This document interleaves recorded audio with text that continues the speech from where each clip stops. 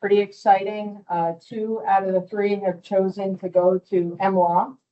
And Prime Credit East came through with scholarships to pay for the room and board. So pretty exciting.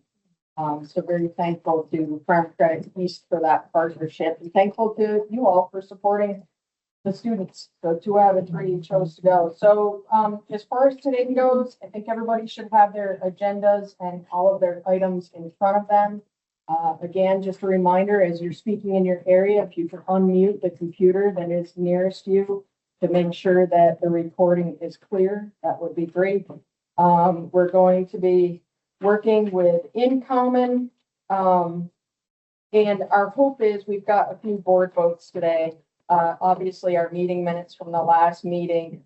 And then we're going to vote on the equity definition, our WLEB commitments and strategy for the Working Lands roadmap. And later in the day, we're going to finalize the FY27 equity action plan. And then we have funding that we will be discussing, which is always our favorite. And we'll be hoping for a vote on that. And then it will be our last vote when it's time to go home. So we hope to have you out of here on time. Thankful for the firm that's hosting us today. Nice spot, nice location, and not too hot today. So I think we hit the jackpot for the day here. Let's see, we are going to first up look for a vote on the May 26th meeting minutes. So if I could have a motion to move. So moved. Thank you, Elizabeth. Do we have a second? I'll second it. Excellent. Thank you, Alicia. Do we have any corrections or comments? Seeing any, all those in favor say aye. Aye. Opposed, nay. Motion carries. I'm going to turn it over to Elizabeth. Carry us through the next part of our agenda. Could you check? All right. So if everybody can, in your packet, pull out the paper that is the equity definition.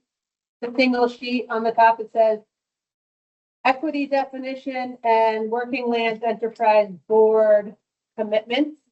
And I'm just gonna remind everyone to not use, just say the whole, if you're wanting to abbreviate, please don't. There's like specific requests to just spell things out. I mean, I think WLEB, that's okay. We really all know that, but otherwise let's not use abbreviation.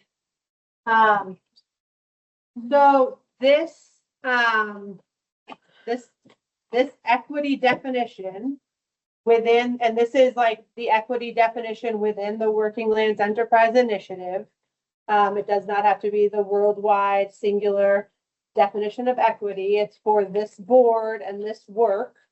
This is something that InCommon workshopped with the board in, I think it was March. But a few months ago, we went through the definition and the commitments and the performance metrics and received feedback from the board, incorporated that feedback, and this is now what we are considering to be a finalized version that we want to read through and ratify today. So what I want to do is take, I'd love for somebody to volunteer to just read the definition out loud and clear. And then somebody else can read the Working Lands Enterprise Board recognizes that section loud and clear. We're gonna, we'll pause and we'll take any questions or very specific clarifying questions or specific recommendations. That was the cue in the packet. Because we're not looking to go into deep workshopping mode here. Like, we feel that the workshopping has happened.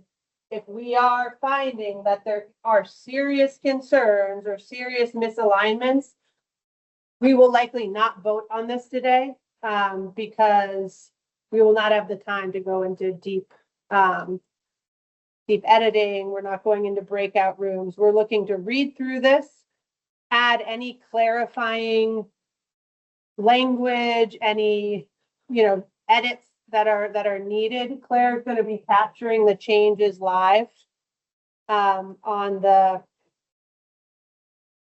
projector. So yeah, if somebody can stand up and very clearly read out the equity definition.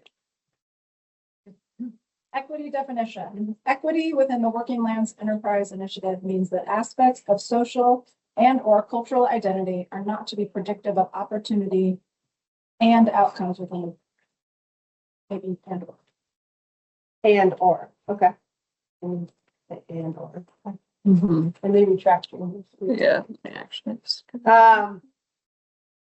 And I didn't, in introducing this document, I just also wanted to say that the comments section is like what was previously the previous metrics and the previous definition that we had for strategy 3 in the roadmap.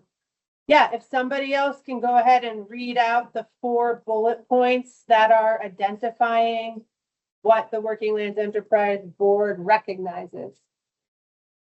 Working Lands Enterprise Board recognizes that diversity is a strength for communities and economies and contributes to the resilience as well as equity. Businesses may face different barriers to accessing capital based on race, color, religion, national origin, sex, gender identity or expression, sexual orientation, age, disability, education levels, or income levels. Because Working Land Enterprise in WLEI is a state-funded grant program, it must be accountable to its founding statute and to taxpayer dollars. And therefore, it is important to fund both new and viable growth stage businesses across sectors and geographic regions, and businesses that face different barriers to accessing capital based on the identities listed above. The WLEB program can be a catalyst for circulating resources, so in quotation and comma, funding, technical assistance, etc., where they may not otherwise reach or may be lacking. Any suggestion, targeted edits, or clarifying questions on the recognition? Ellen, Alicia, Kath. Ellen. I'm not remembering, did we use the language in the 3rd bullet of growth stage businesses intentionally as an only growth stage? Or is the intention of across a range of stages of development? I don't want to wordsmith, but I just want to make sure that there is not confusion that growth stage only means, for instance, tends to mean larger businesses, and I don't think that's our intent. So we could change I think what that's trying to capture is that we fund new and viable. So I think we can just say to fund an array of businesses across an array of stages. Something like Businesses from different stages. Sounds good. It is important to fund businesses across stages, sectors. Yeah. Yes. Like Stages of development. stages of development. Yeah. Across diverse stages of development. So diverse. Alicia. There's small grammar suggestion is just to be consistent in whether we're putting the before WLEI. Sometimes it is, sometimes it's not, including in the equity definition. And then if you could scroll to the equity definition, I think there could be some consistency if we use plural or singular in like opportunities and outcomes or opportunity and outcome. Okay, yeah.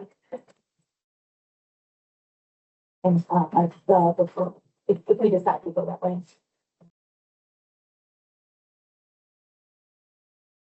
Yeah, I've been figuring it out. Catherine. In the third bullet point, I was just gonna suggest that state funded and publicly funded. Because we never see federal dollars. Yeah.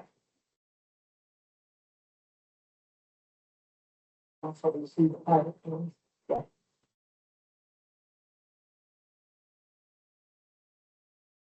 And should that be primarily publicly funded then?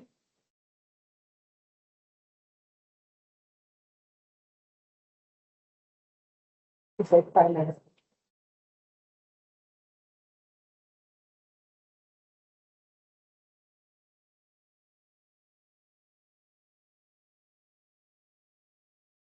Right. Let's see any other. Can I ask a stupid question? Yeah. We'll, Who gets to decide who's underserved or marginalized? I see the list here, obviously.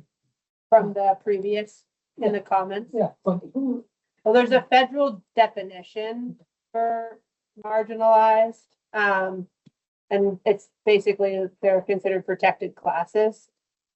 And I think it's, I don't know like how that list is developed, but I think that's like where we're pulling that's where, from.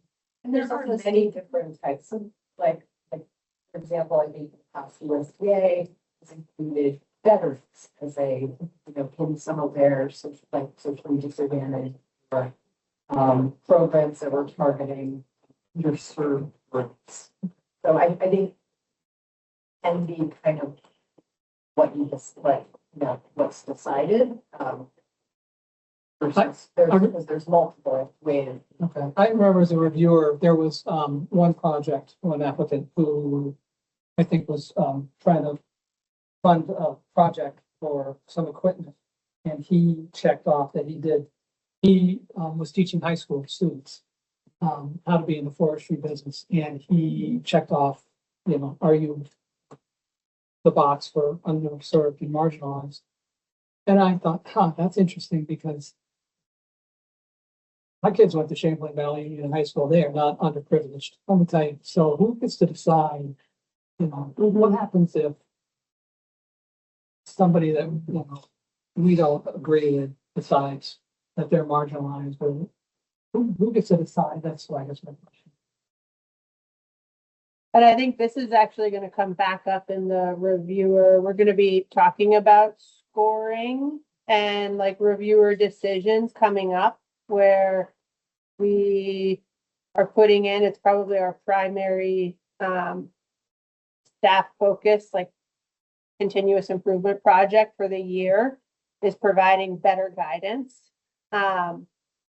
to reviewers on how to look at the responses to the equity questions and, you know, decide, is it a 0, 1, 2, or 3 based on the guidance given. But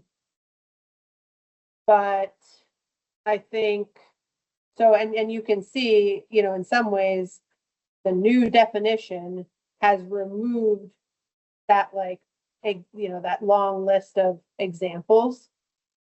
Because it really is saying that no identity, right, should be predictive of the outcomes. But I think it is good to have a working knowledge of, maybe we should say like the federal definition at least of marginalized, because I do think that that helps reviewers to decide like, does this applicant have a sense of, you know, What the is, question that's being asked.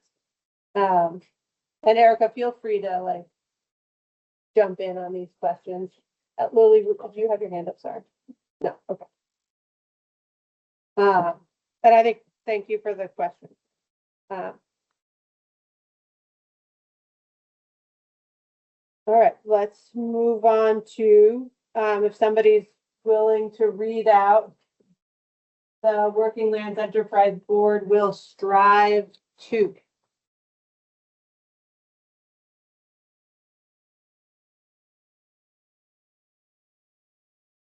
actively identify and remove barriers and create the conditions so that participants of all social and cultural identities have meaningful access to opportunity, support, and success within the program. Reduce structural and reviewer biases. Direct resources based on holistic factors, including financial need and equity, understanding that all businesses may not have had the same opportunities. Lastly, develop processes for continual improvement that include feedback from grantees, businesses who applied but were not awarded, and businesses that did not apply.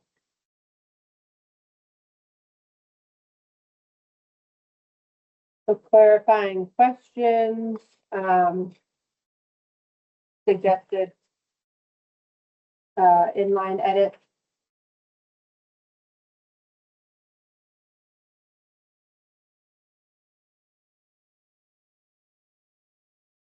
Businesses that did not apply. Intend that we will be doing large, broad surveys. Or will this just be like people who started an application but did not finish? So the metric, there's only a metric tied to applicants, but I think, so, I mean, and Erica can speak to this, but like our process over the past year absolutely include conversations with folks who did not apply, so I feel like it's important to have feedback from that category of stakeholder. So I think moving forward, we should, keep in touch with that contingent of folks who are not even trying, right? Like they're just like not applying at all. To understand why that is and would need some kind of survey instrument or that could be, or you would need that, right? It's like how, or some other way. I mean, there's an equity advisory committee. I mean, maybe there's ways to sort of have conversations with the people, sort of more of an informal mechanism, but to have like a real metric around it and some real data, I think we can have, and maybe it's just a very simple form that exists that's, kind of sent around annually. That's just like, we're looking for, feedback on your experience and whether you applied or not. Because we got a good handful from the survey. and we Of course, did that's the outreach what it for is that, part the of agency. Survey and but I do think it is really important to figure out, continue to know why. Totally understand the founding. Thanks. Oh, just like the law. Process, like is Okay, this something yeah. that agencies, people could. This is feasible. Yeah, I think it is feasible. I mean, we did the outreach for the survey that In Common drafted and analyzed. So we put that out through the Ag Review. We put it out through sort of like all the agency communication channels. And how many people responded? I'm trying to remember. I think it was like 50. Is that what it's, and it was interesting that we received a fairly the number of like people who did not apply, unsuccessful applicants, and awardees was actually like fairly like equally distributed, which was interesting to me. So I think, yes, it's something that we absolutely can do. I think we can build off of the survey that In Common has already created. Like we don't have to we don't have to reinvent the wheel. I think a lot of those questions are things that just remain pertinent.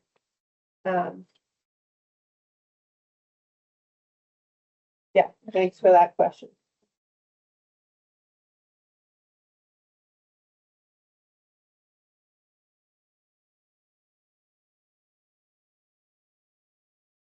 Okay. Let's go on to the performance metrics. Is somebody willing to go ahead and read through the performance metrics?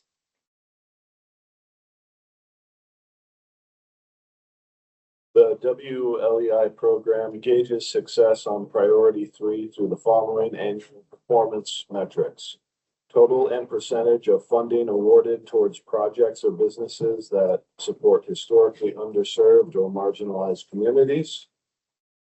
This can be calculated from the awards that scored higher than a 5 out of 10 on the equity score. Total and percentage of funding awarded to projects or businesses that have financial need. This can be calculated from the awards that score higher than 5 out of 10 on the needs portion of the financial review score. Percent of applicants that use supportive technical assistance to help with application submission. The total number of applicants that utilize Vermont Housing Conservation Board services. The total number of applicants that engage with WLEI staff. The total number of applicants that attend webinars. Number of outreach efforts targeting underserved communities. This should include a list of all outreach efforts WLEI engaged in, e.g. press releases, newsletters, events, presentations, mailers, etc. Overall applicant satisfaction score for WLEI program processes gathered from annual feedback survey. This would require an annual feedback survey when asked about overall satisfaction with WLEI application process. It should also gather information about barriers and challenges. Number of actions undertaken from the Equity Action Plan annually. This should be presented as a list of all actions undertaken, posted annually to the WLEI website.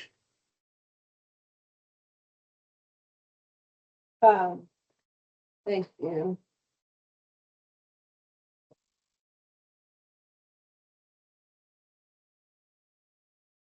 Yeah, small thing, third bullet, seems like it's a total and percentage, not just percentage. You're wanting to represent for the.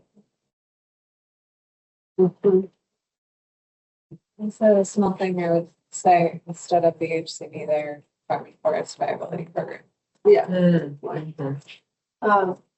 And can we add office hours to this quick, the webinars and I'm wondering if we should also, because we do a lot of one-on-one. I'm wondering if we should tally that as well. Other technical assistance service providers as well that help with grant applications. I think it's harder for, these are ones that we know we can gather data from. You have a self-report. Yeah, they do self-report. Oh, yeah, that's true. Yeah. So we could, That was what I was gonna suggest, that they were Yeah. just like, they reported receiving.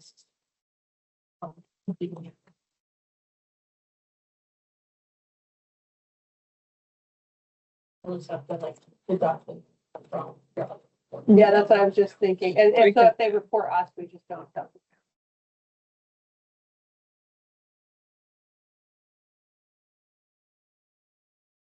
Don. On the opening statement, what is priority 3? That should say strategy 3, and that was another thing I was gonna, so it's just a slight difference in common with saying priority, but we in our roadmap say strategy 1, strategy 2, and I changed it, but then I just.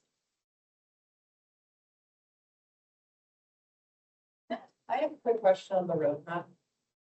I've seen the road, worked with it, but I couldn't find it online. It's not public yet. No. Yeah.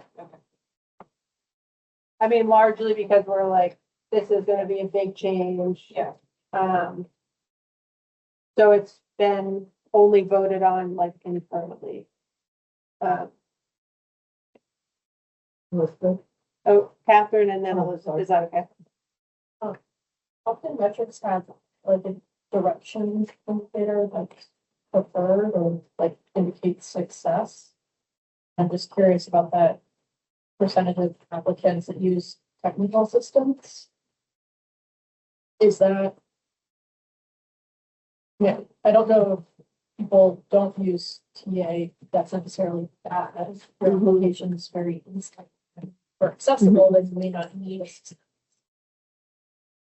So I'm just wondering what are we learning? Well, do you want, I'll One consider thing I that. just want to point out is these are metrics, but they are not work goal targets.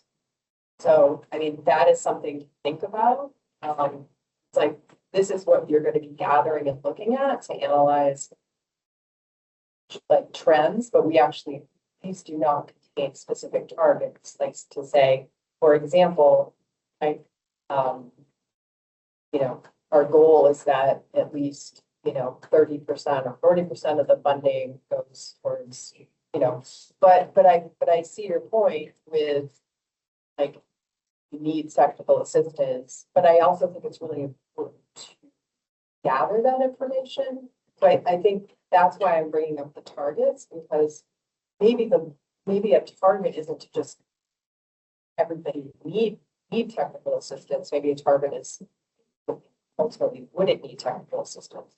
But without that target, I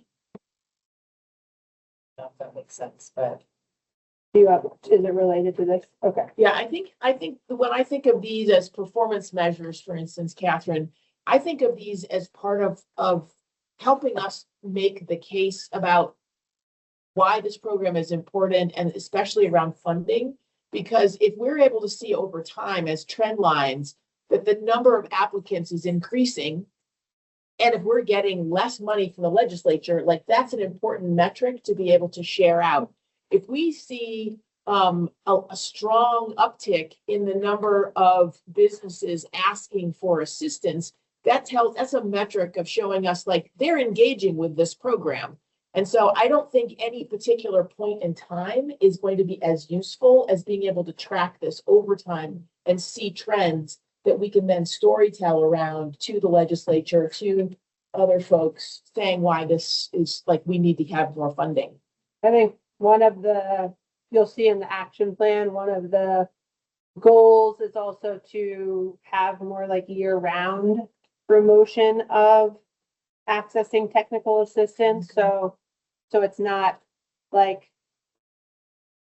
sending a bunch of people to farm and forest viability, right before like right when the RFP opens. So I think it's also going to help us track, is this like is this year-round comms, saying that like technical assistance is available if you're going to be interested in, thinking about a project for grant funding. It will help us also assess like how successful that is. This is small, Okay. I'm just, No, I think because we should go if it's related to is it related to? it is, Yeah. I just realized now we're listing these all out and I see the bullet below. I think that could be one bullet, which is kind of like that outreach efforts. This should include friends, forest viability, office hours. Like, we don't need a bullet for each one of those because we're basically saying we want to track all the technical assistance. Okay. Does that make sense? Yeah. Elizabeth. Okay.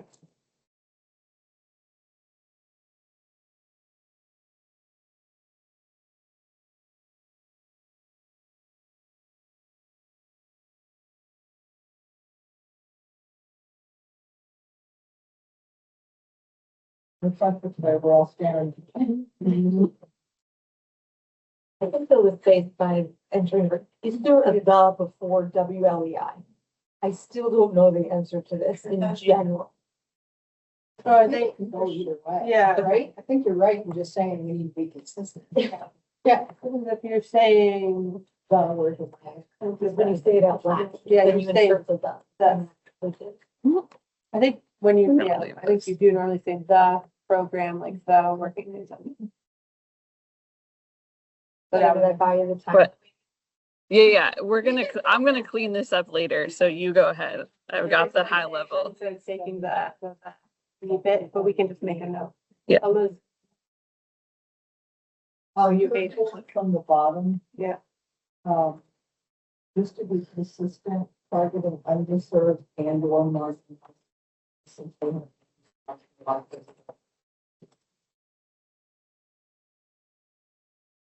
And I was actually wondering if it should just be like, I was actually gonna question whether it should just be the number of outreach efforts, because I mean, we do have like areas of the state that are, for instance, that have like low, just have lower award numbers. And there are areas of the state that are considered to be marginalized. So we would have to decide how we want to define the underserved marginalized communities, like as far as our outreach efforts. So I guess my question is, would board members find it more useful to know specifically the number of outreach, like initiative or like methodologies that the staff has used in a year, or the number that have specifically gone to, like, I think we would use specific geographies? Both?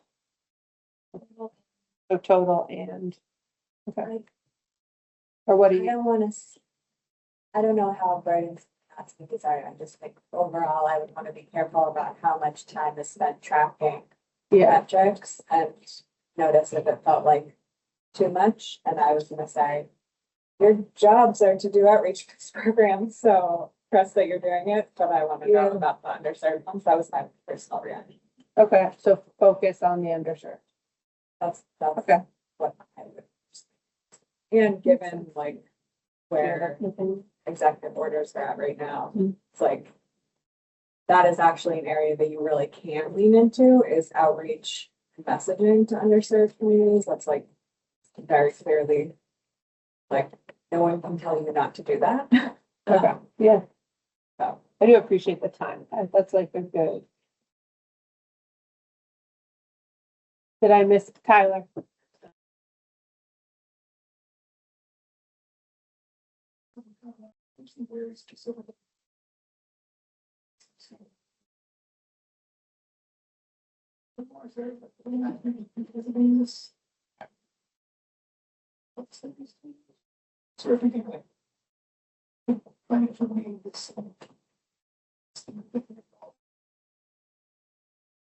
Yeah, we will revisit, like, we will revisit these, and we found that with like strategy one, we revisited some of the metrics, like after rolling it out for a year.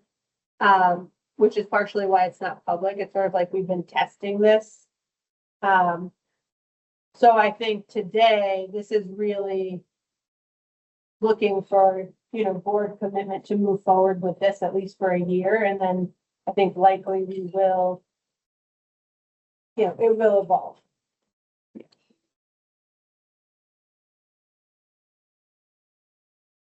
Yeah, to make a commitment for what? Yeah, I mean, I think, like a stated commitment or just. Yeah, sure. I can commit to bringing us back to this document. And I think we'll come back to it because we'll be sharing, like in the August symposium, we will be sharing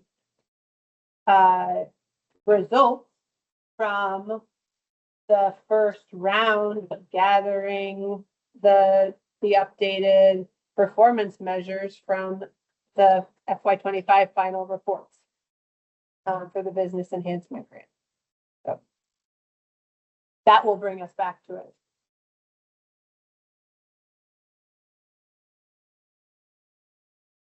All right.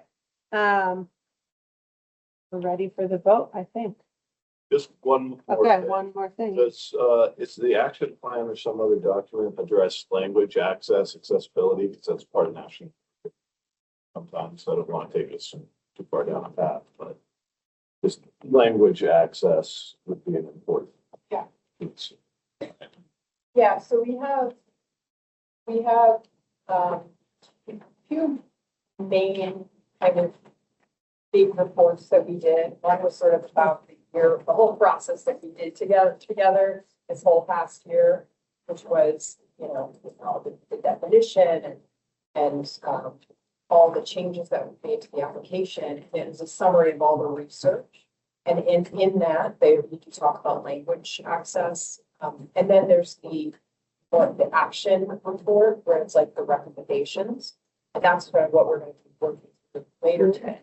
We also have, I don't think you haven't seen it yet, but it's a sort of a design public facing report that summarizes both of those two reports. It includes the this property definition, but that also, yes, there is a lot on language and various strategies around how to address that. Thank you. Yeah. And you are the first two board members actually that are receiving copies of the two sort of major internal reports in your board binder. But I will also share those with you electronically because there's a lot of links. So it's like nice to be able to read the body, in paper, but I think that might also be something that you do want to read online. So I will share those electronically as well. I didn't want to try to temper the amount of overwhelming information that we throw at new board members, but once you're grounded in it, I think it'll be of interest.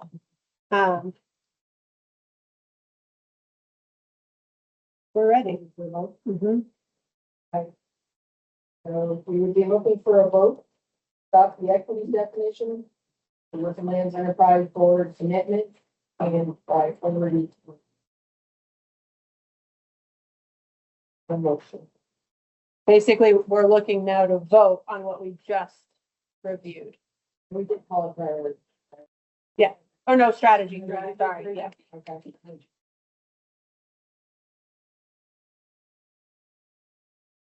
Tyler, do you give a second? I'll second it. David? All those in favor say aye. Aye. Opposed, nay. Thank you, the motion carries. We're gonna move on to the equity action plan. And then, switch to the next, or we can switch to the PowerPoint or, Which one do you want? PowerPoint? yeah, it's just the question. If you don't get there, that's fine.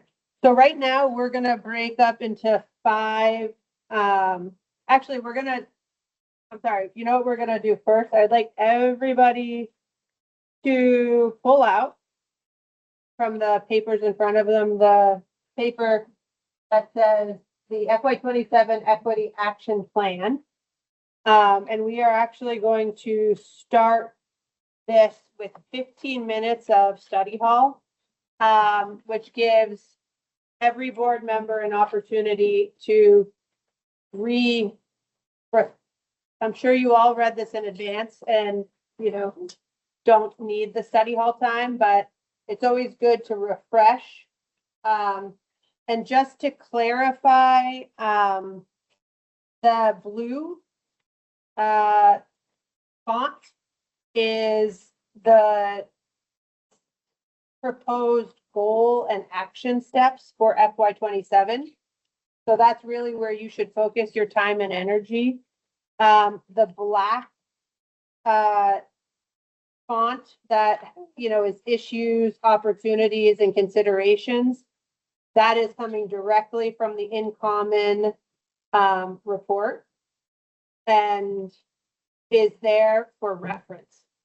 So I think during this study hall period, you want to focus on the proposed actions for FY 27 and the proposed goal, which is the blue font.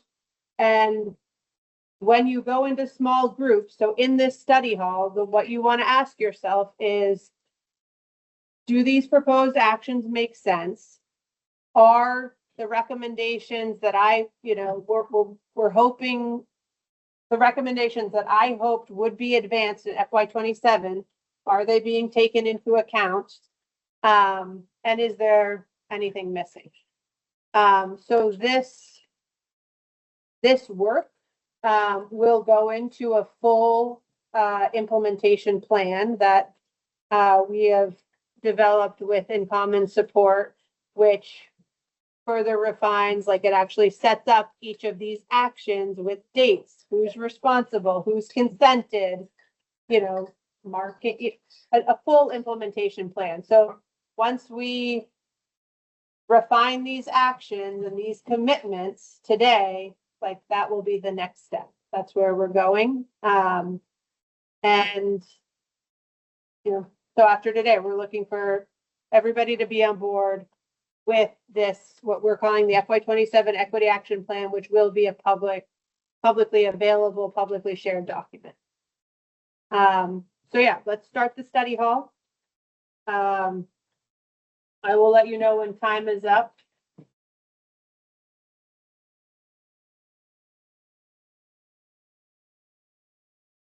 So again, feedback on next steps, overall feedback on what's being prioritized, concerns about anything that's missing.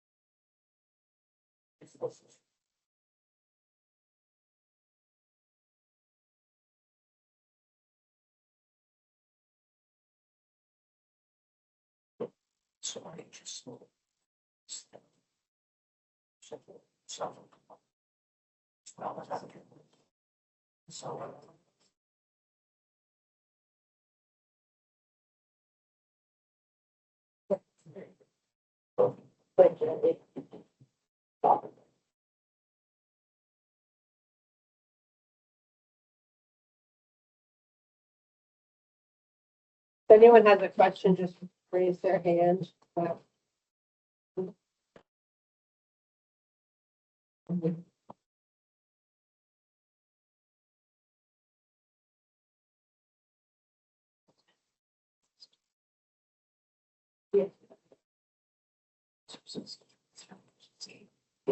And then we are going to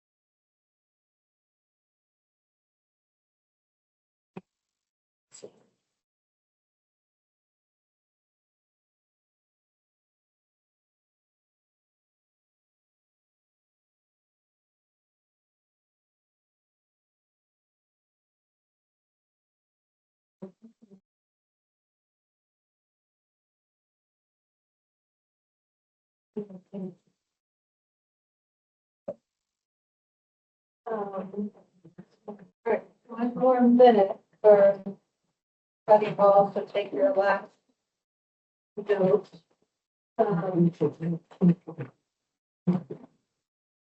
Everything's correct. That's fine.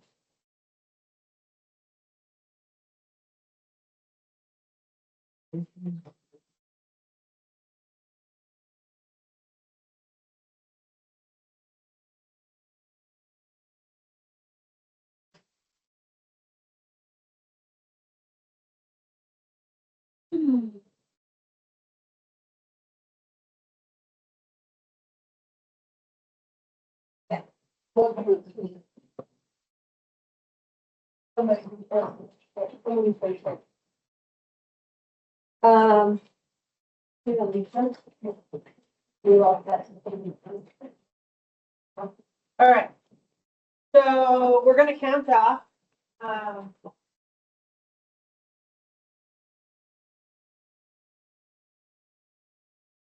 And then if you're facilitating, just don't count, and I'm just gonna assign you to a group. Let's start with Donna. Remember your number. We're gonna count to 5. 1, 2, 3. Oh, okay. 4, 1, 2, 3, 4. Oh, yeah. 1. Okay. 2, Right. So 1, please go with Trevor. And Trevor, you can choose your location. 2, yeah. Definitely, we're welcome to use the whole, there's a huge upstairs. There's tons of space outside. We're welcome on the land. 2s go with Erica. 3s go with me. 4s go with Claire. 5 with Alicia. So 3.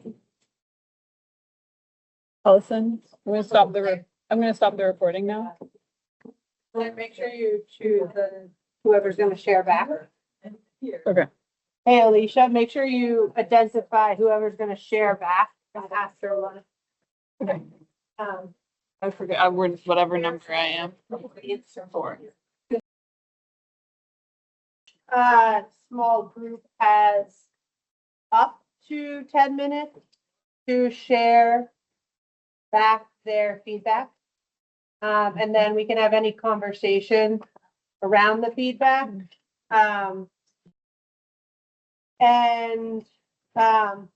Claire is gonna be projecting the equity action plan document, sort of like we did previously, capturing the recommendations. We'll track change. And we'll do, like, we're not gonna be doing individual votes for each recommended change, but we're gonna do sort of like a yay, nay, straw poll, get general sense of like what's being proposed, if like that's the direction we want to move. So we will do the presentations group by group. Yeah, By group versus by item. I mean, I was thinking about doing it group by group. Because I'm not sure we're gonna actually have time to go item by item. If we went item by item and just, they shared organically, the groups can raise their hand and share if they wish. Really? Yeah, really. Like, I don't think we need a recording with group. Each. Total. All right, we're just gonna have to make sure we keep. Well, yeah, we'll have to keep on track, but I think that's. If there's something somebody feels passionate about, they want to stand up and give the presentation on their own, and that's great. Okay. Then let's try it. So we'll go right down to. What I will do is read out the recommendation title, and then I will read out the stated goal. And then I will be looking to groups to step up and, share their input. All right. Add shared equity language, commitments, and metrics to the Working Lands Enterprise Initiative Roadmap Strategy 3. With the goal for FY27, being equity roadmap and commitments are finalized and publicly available.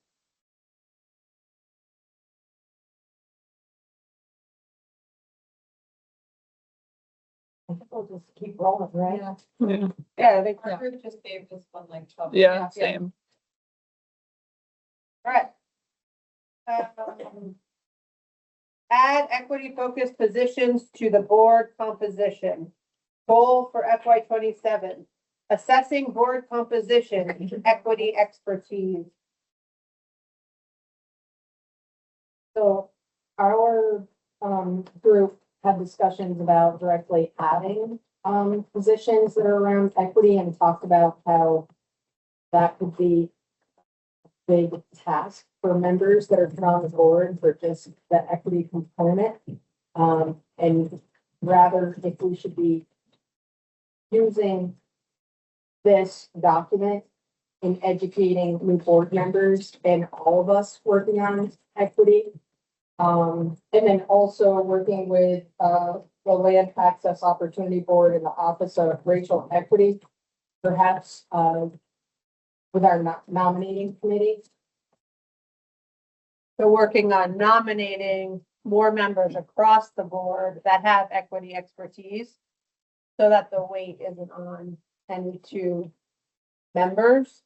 But I think our group was saying, in addition to bringing on, there was still appetite in our group for having two equity focused seats. And I think partially for just the optics of that, as having it be like a stated priority. Tell me if everybody should feel free to correct group members if they're misrepresenting what the group. And that piece, Elizabeth, what you said would then require opening up statute and adding 2 additional specific seats to the statute. Yeah. Right, so that's the high difficulty component of this. Yeah. Is whenever you open up statute, you introduce a whole host of other risks. Not to say not doing it, but just for those members that are less aware about how that process works, that is where there are risks to any number of things that we could not even have any clue about.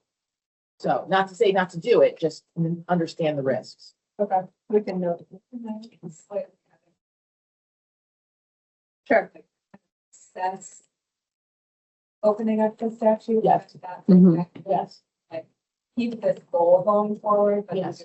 assessing the statute, while really strongly working on the nominating process, that happens starting now, Yes. and will be important no matter what the board thinks of it. I'd say that reflects.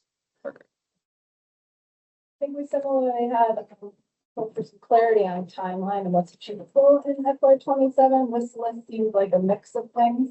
So I think feeding off of what people are saying, being able to say, what has to happen in what order and sort of what then will sort of pivot into other things. So we have real, and then we could, like, we kind of talked about imagining this document evolving into a more like work plan. So it's easier to see what's FY 27, what moves to FY 28, because it's hard to see where we're going. So that's sort of that is the implementation plan where it has the date.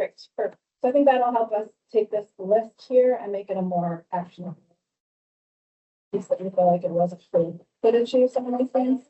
I think another overarching recommendation from our board was actually to potentially think about this as a biannual, like a 2-year work plan. Because a lot of it does extend, like it's, right now in the table, it says begin in, FY 27. But maybe think of it as a 2-year plan, so it's right now, it's like FY 27 implementation, which means started and completed. And then there's just the steps taken where there's no, assigned end date. I think there would be in the implementation plan, but it would likely not be in FY 27, if that makes sense. And it is a big spreadsheet. So there's a column that really pull the actions for that specific one, and then lots of columns around this year's, the next year's responsible dates. So these edits will feed into that. Yeah. Exactly. Perfect. And just so that I have my head around this right, when he says that doing an assessment of the board, is that then some kind of a matrix developing out the board's current composition of people on the board in relation to our list of what is considered all of our definition of equity that we're using.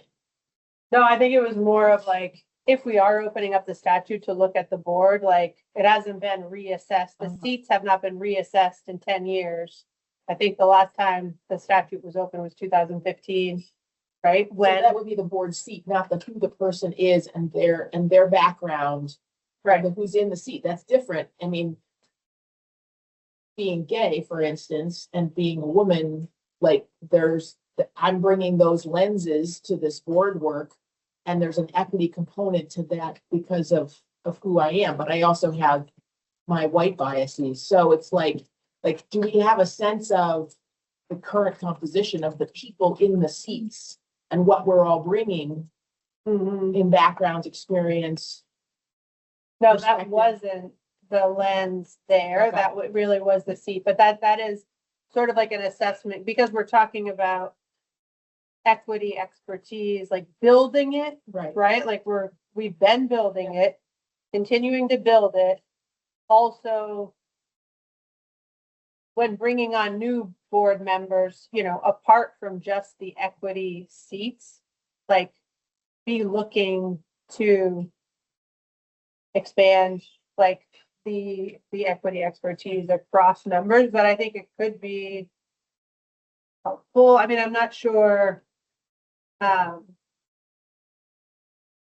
have to talk about how we would go about that. I remember the LAOB, for instance, did an assessment of all the organizations that's in their statute that they get to, or they're mandated to to support in some ways, and also to track their progress on equity issues. And so, for instance, they asked us to assess what is the composition of our board and staff by a whole bunch of different characteristics and classes, so that they could have a baseline of how diverse is my board, how diverse is my staff, those kinds of things. And so that's why I was wondering if we were going to do something similar, because it's another way of ensuring that this board does in fact take its equity work seriously by looking at the totality of our representation of who we all are.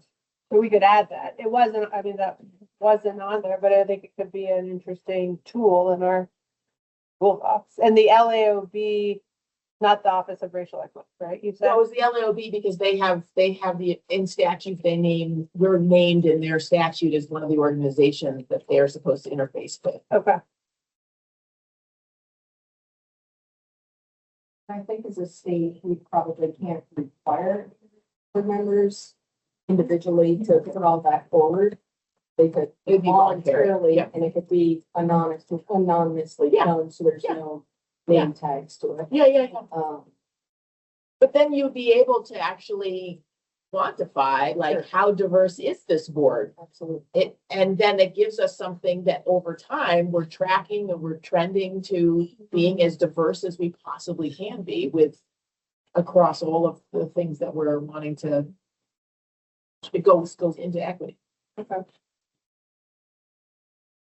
Great. Any other comments around the equity seats on the board?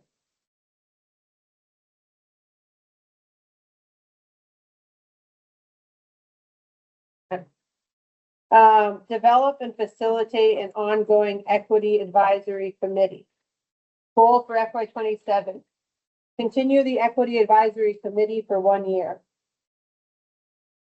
When you said 1 year, it's not. What's the recommendation for it, if I remember correctly? No, 6 meetings. What was the original that was in there? The original was 6 1-hour meetings annually. I thought it was 3, and we recommended. Well, the original recommendation from In Common was 6 1-hour meetings, and then I and my group fessed up to being like, I was afraid to ask for the money because I felt like there was like this like shortage of, or like might be not an appetite, honestly. And so our group then was like, no, we should use the 6 1-hour meeting recommendation because like this group is going to be very important and foundational to like keeping this work going.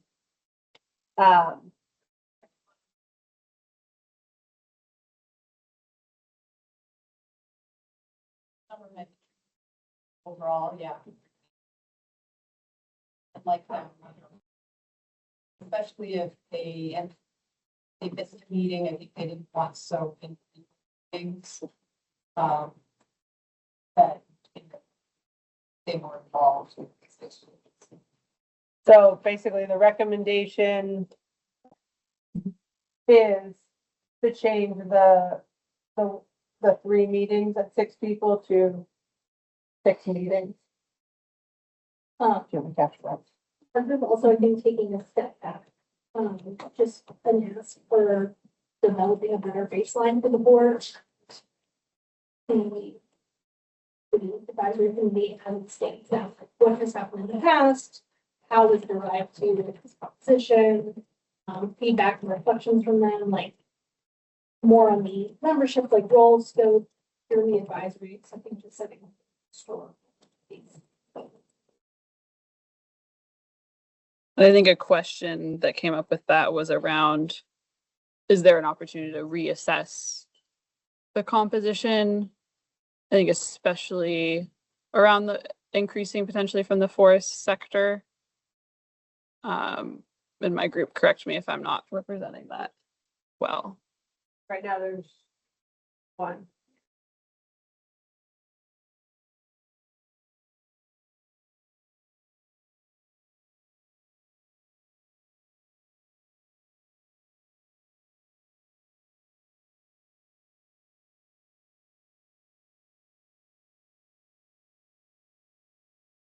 People can raise hands. Yep, Sarah. Okay. By going to the 6 meetings a year raises the total compensation for this one.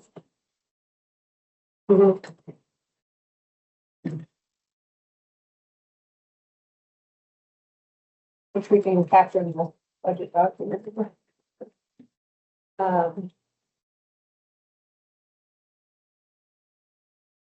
Okay. Pilot a sub-granting model for non-traditional, non-commercial producers. The goal for FY 27 would be to develop a better understanding of what sub-granting would look like with the Equity Advisory Committee in parentheses, like that would be something we would want to do. Just a technical on the 6 meetings. Should we say up to 6 meetings? Because we don't want them to feel like they have to meet. Sorry. Yeah. Bring it back. I think that's good. So, in the, kind of the narrative underneath the language, it also says that they could be reviewers for grant applications. Would they also be compensated for that time? And is that seems more than advisory? Should the role and the name of this committee, that is something that could happen. Might want to rethink or discuss what their role is. Wait, so what if they were to review? I think then, and I think that the like the recommendation and the recommendations, again, that's direct language from in common, but I think it would definitely be beneficial for the equity committee members to participate in the review process, because that is going to allow them to see live, like, how are the review committees discussing the, how well are the equity focused questions working? How are the financial needs questions working? How's the new scoring rubric working? Like, I think seeing the process is like pretty pivotal to advising, basically. I mean,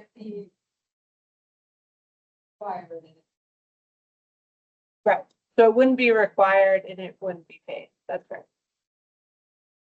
One of them already is. Several of them. Several of them. Yeah.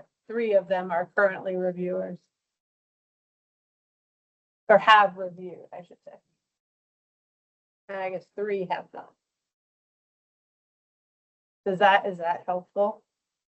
So they would, I might have just like misread this, like participating in the grant review process and evaluating those things that you described, like how well are these questions working and their efficacy can be achieved without actually being an application for the board who's scoring those applications. I guess I have some concerns that they may not have the background to understand what these applications are communicating to businesses. And those scores, like, it does matter. And potentially it is more than advisory, like it can have an impact. yeah, no, I think they all are qualified reviewers. Like they would all be, like 3 of them, as we said, were previous reviewers. They are all folks that are like actively, I mean, I feel like that's I think we can raise that as a question here. I think, first of all, reviewing would be an option. Like, I think that that's not like one of the 6 meetings. But knowing as the person who recruits all of the reviewers, I would definitely feel comfortable with them as reviewers. Like they are people that are working in the working landscape, working with businesses. Yeah.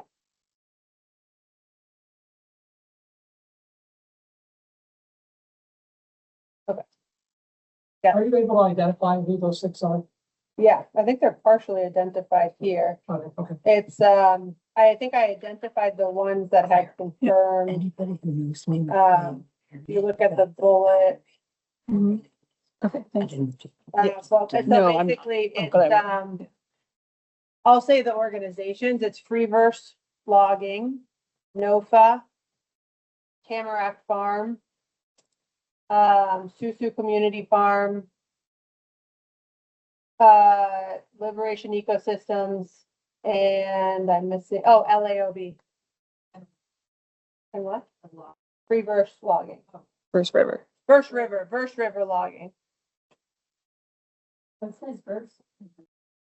Yeah, that's That's correct. right. I said it wrong. Verse River. So Verse River logging, Tamarack Farm, Susu Community Farm, LAOB, so the Land Action Opportunity Board, NOFA, Liberation Ecosystems. That's the 6. That's the current equity advisory.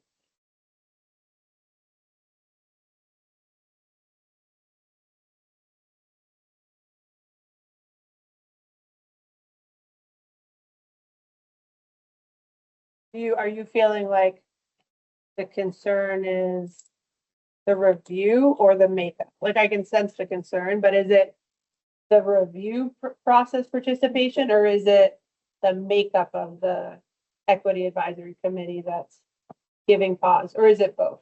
Oh, Okay. So like lack of forestry representation and like potentially lack of like concerns around like application review. I mean, I can tell you the 3 that have reviewed are Tamarack Farm, Reed Miller from NOFA, and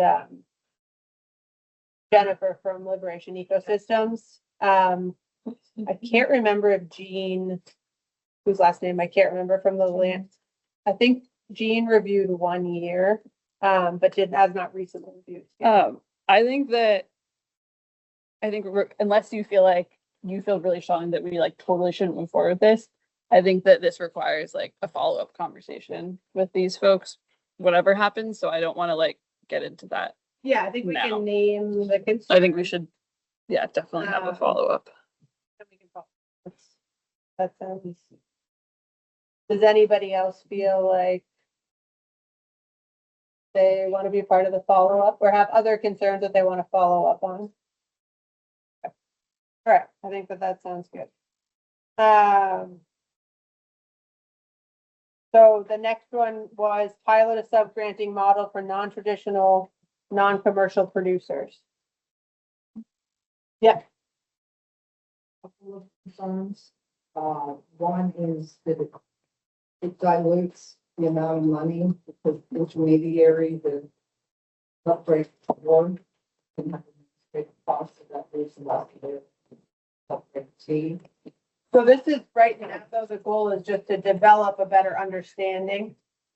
So that would be like a future.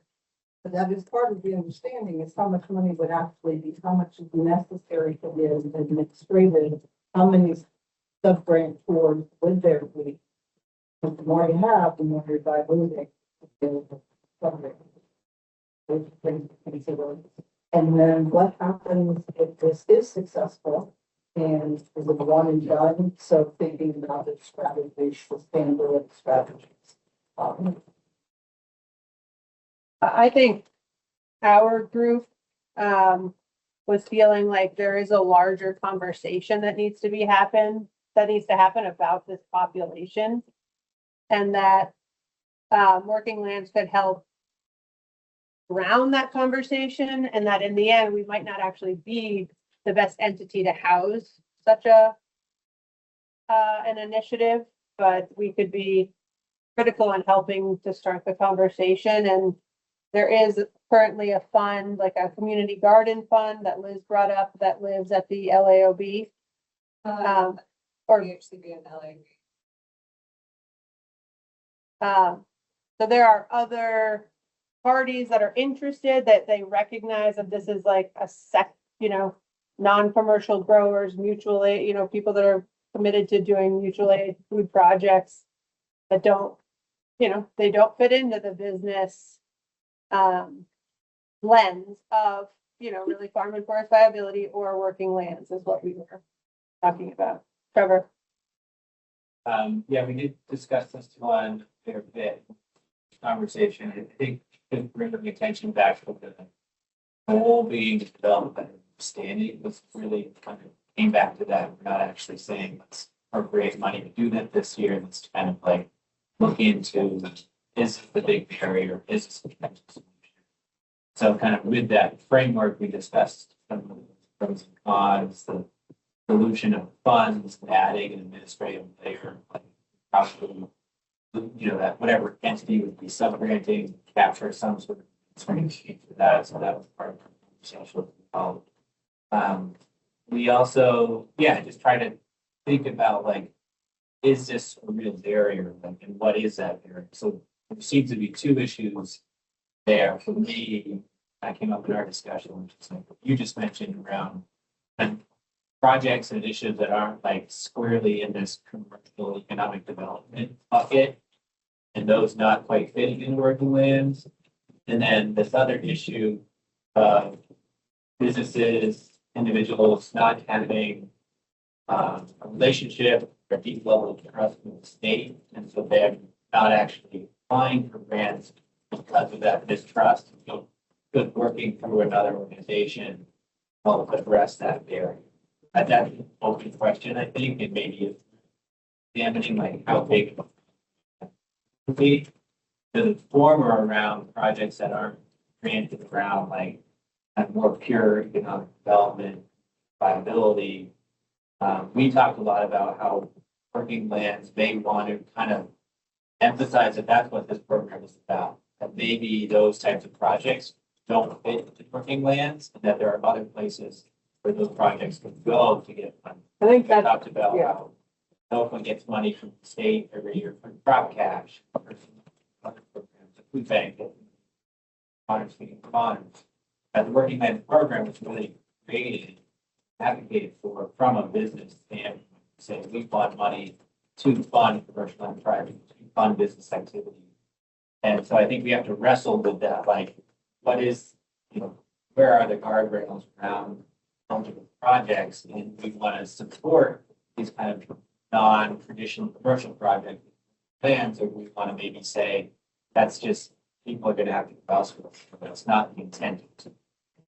The statute is very poetic in what our intent is, right? Like, there's a lot of like culture and like vibrant communities. And so I think it's not as cut and dry based on statute alone.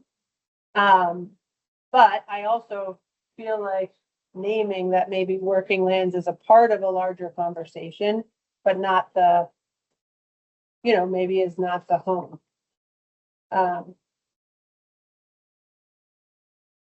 Does anybody, I feel like I am, Yeah, I can maybe. Yeah. The other thing that came up is that what our group has witnessed is that a lot of these projects fall into the food and ag space. We see very few of them in the forestry space. So if we were going to take some of the base appropriation and allocate it towards a sub-grant, that we have to think through doing so in a way that's very intentional to try to balance those forestry, food and ag, kind of 40-60 split to try to preserve other funding mechanisms of the program. Because realistically, there's just, there are some examples we can maybe think of, but I think if we had a program like this, it would be mostly food and ag projects that would get. So again, if we took 100K to do that. I think the, like the example that we have on our table now is there's like a group that's come to us that's like processing firewood to give away. And so like they might be an example of it's a wood products initiative, but it's not a commercial initiative. So I think they exist, but I think you're right about the majority. But I think like the takeaway of this is like there's so much left to be explored. So like I think we just want to like explore this further in FY 27 and see, because there's so many questions, right? That we have come up with, pros, cons. Okay. Anybody move on? Okay. Set equity-based agreements for working lands enterprise initiative meetings.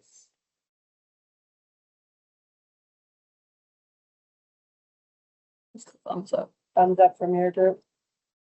Yeah, we liked this idea. I think it's a little, I think we're talking about community agreements. Equity agreements is kind of a strange term. I think what we're talking about is how to hold space in a way that is intentional and especially, I think we've or we've all been part of groups that establish those and then hold them up so we can all see. And if there's public comment, people can see what the expectations are of participating.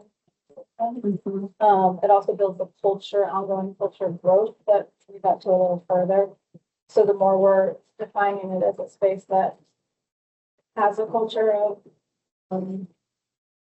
naming how we interact around complicated topics and show respect and inclusion, I think that's better. So we just thought, yeah, we want someone to help us define them and then just maybe just hold them up every time. We don't have to revisit them. Remind us.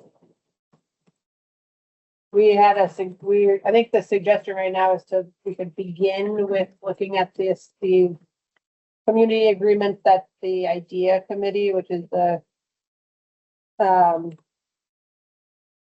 said, I forgot what it's, in diversity, equity, and accessibility committee at the Agency of Agriculture, could be a spot from us to launch from.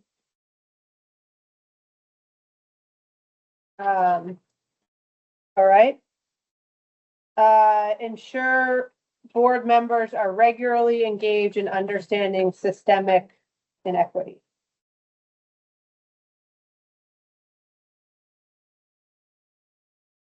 Talked a bunch about this one too. I think we felt like this was an essential foundation, especially if we're going to change or evolve the board makeup to create a space that was sort of leaning into a forward thinking about building a shared culture. We thought there could be utilization of existing tools. We saw that like implicit bias test, not that meaningful, and particularly there's a whole rich, it's free focus, not course focus, but the racial equity challenge content that Food Solutions New England says has a lot of very thought through content. It's like short. And we had the idea that it could really be built into every meeting to help us all build capacity around historic understandings of land and who has that access. So we really like this. We just thought, and it would help us have a place that inviting new board members into with a place that felt like you're moving into a place where people had already done work. Their shared understanding or starting from some shared language. We also knew that sometimes this feels like a why are we spending so much time on this? So we wanted to be sure we defined amount of time. And that's where we liked the short, concise, like the solutions content is intended to do in like 10 minutes. 10 minutes, okay. Yeah, like, it's not like a long reading. It's like, here's a podcast while you're driving here. But we're going to spend 10 minutes talking about it and it sort of builds this. It's a habit building thing, which is what we could as a board embrace. So we liked, yes. It doesn't exist. Yeah, but they've been absorbed by each other, but the content itself is online, we can access it ourselves, like we could just say there's content and have a captain of the week that's like, do this podcast or this reading. So we thought there's like more existing content, we don't have to recreate the wheel, and just say there's a small amount of our space together that we would take to do this. Okay. I have a point of clarity. Have we done it? Has the board done any sort of that work together historically? So I think we've done that. I've only been here a year, but this is part of this is the beginning of it. That's what we've been led through in common. And so part of it is now building this as a norm and basically going through. So I think that's where we're starting to say, well, it's not just a 1 year evaluation, but how's the ongoing. Yeah, it's like keeping that muscle memory from some of the work that we've done this year.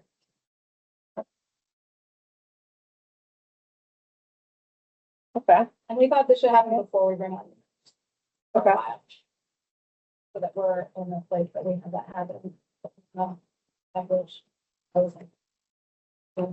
This played into the equity work piece of just making sure that we all have a base understanding before bringing other folks on and then putting too much burden on specific ones, as was already mentioned, or that we've all done the work. And I like the rotating facilitation at the end. Not a big ask. Yeah. Okay. Great. Provide board compensation based on need. And that, in some ways, it's like providing, right. So that everybody feels comfortable with that. Yeah, sorry, I said I was gonna read the FY 27, no action taken on this. And I will say that just for new board members, there's a $50 stipend per meeting, which board members are welcome to claim, which is sort of the state's like norm. But Erica did some research and learned that there is a process for changing requesting an alternate stipend, right?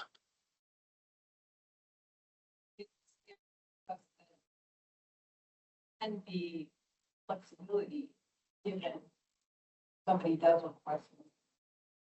But it is in statute, right? Some of the. Yes. That it is. Our statute currently is. So I think there's like the program statute, there's like state norms. So our statute does clearly right now stipulate $50 per meeting. And we felt like, I mean, Liz, do you want to represent your thoughts on this? Sure. I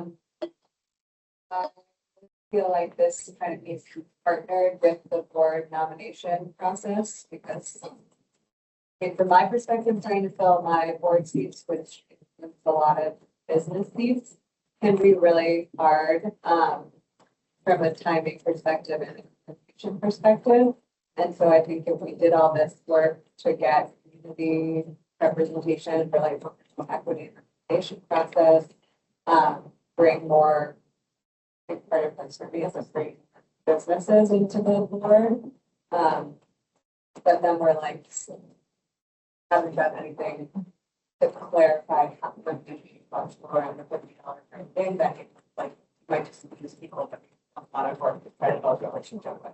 So I'm saying I was wondering if this needs to be partnered with the other board stuff and not really like separate. Because yeah, there might be like technically some flexibility around that $50 thing, but like, have we ever seen a state agency figure out how to utilize that? It could take a little while to figure out if that's really possible or just how to do it. I think this is a good question. Like, is there another example? Okay.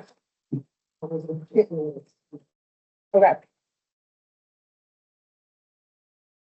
So we're gonna have to go really fast. This is why I kind of, guys derailed me and now I'm failing. Doing great. Knew this was gonna take too long this way. Continue flexible payment structure. Okay, this should at least be. Continue flexible payment structures and maintain removal of match requirements. All right. Provide. I think we all agree that the legislature, just, I've said it before, I'll say it again, the legislature has been talking about training. So just. But- we're all- They did have us back in and I offered to talk about that and they were like, nah, it's like, I think, but we're happy to continue to talk about it with them. I think it's an education. It's a conversation. Provide examples of applications, documents, and reports. So this is partial implementation because based on the full recommendation of like examples that we could provide, we wanted to focus on providing the examples of successful applications, including effective letters of support for both ag and forestry projects. So our group thought this was great and thought that maybe this was actually a high impact rather than medium.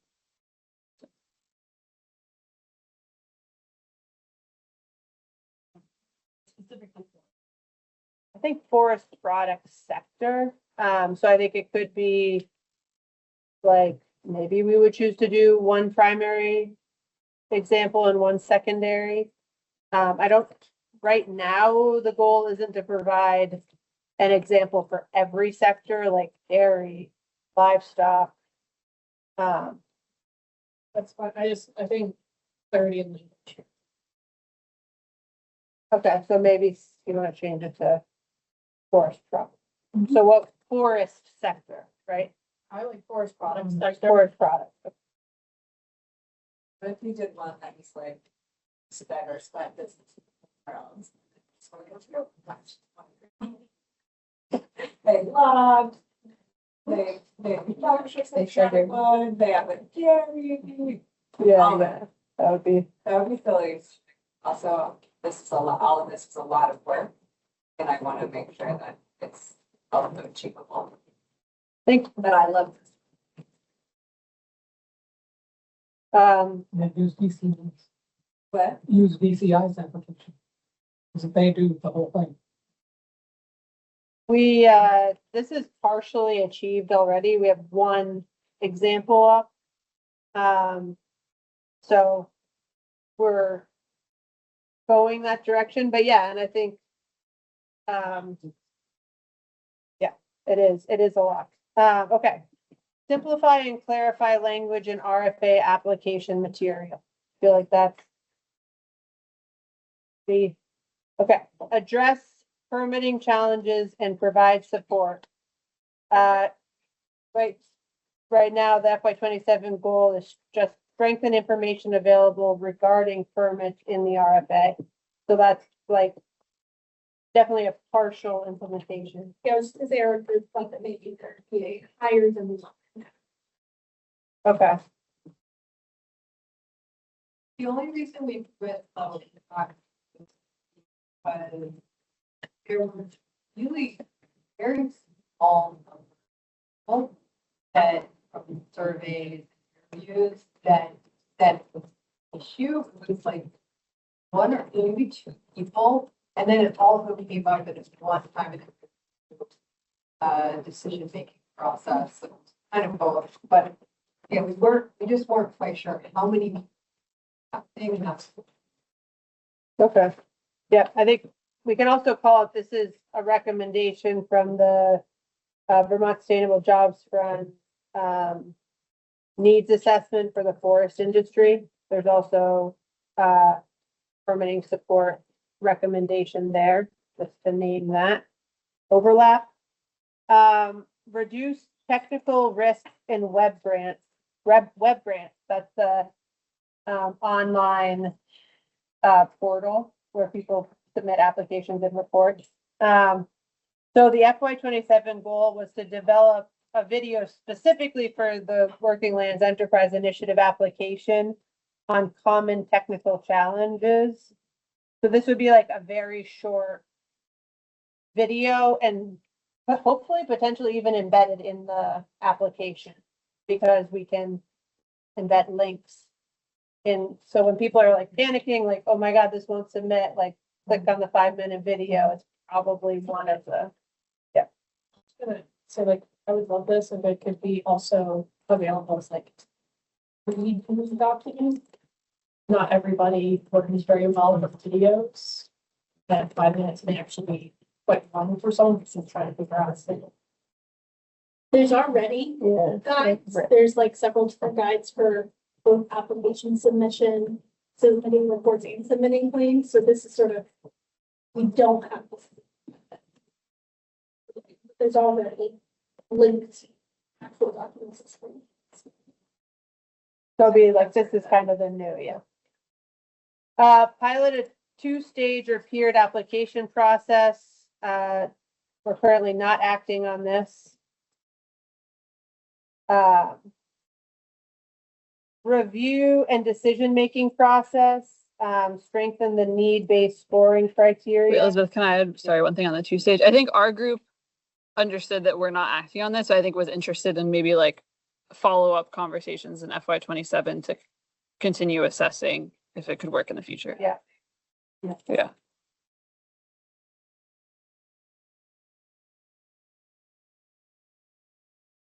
Okay, yeah.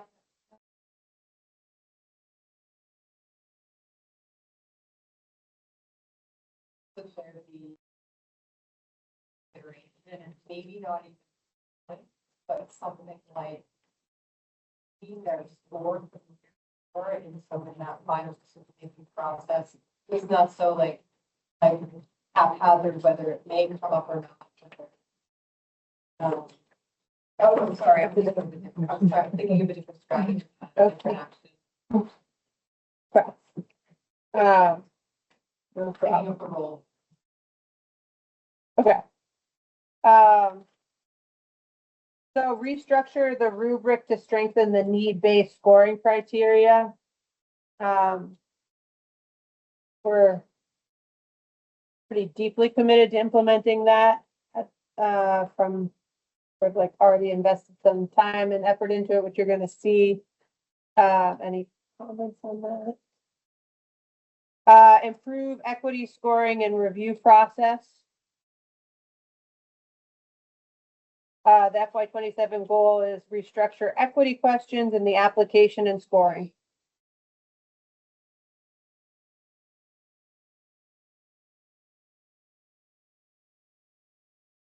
This FY 27 action plan.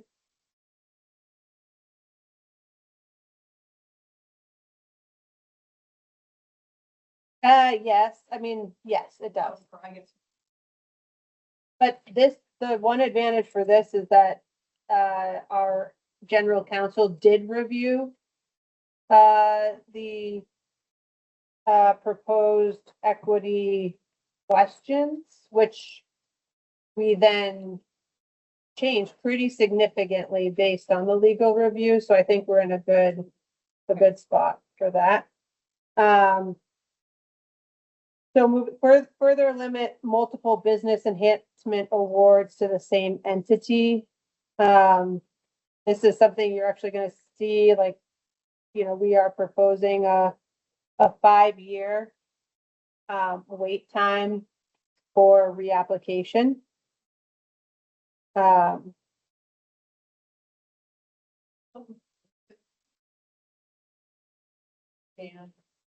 said, could there just be two maps per owner? And Well, that's also, so sorry, it's both. So but they were saying just do the 2-year. I mean, just do the two award max. Yeah. That was right now in the, I think actually, Lily, based on our conversation, in the funding strategy, it's clarified. So that's lifetime. So not including the trade show assistance grants, which are the smaller grants to attend trade shows, but including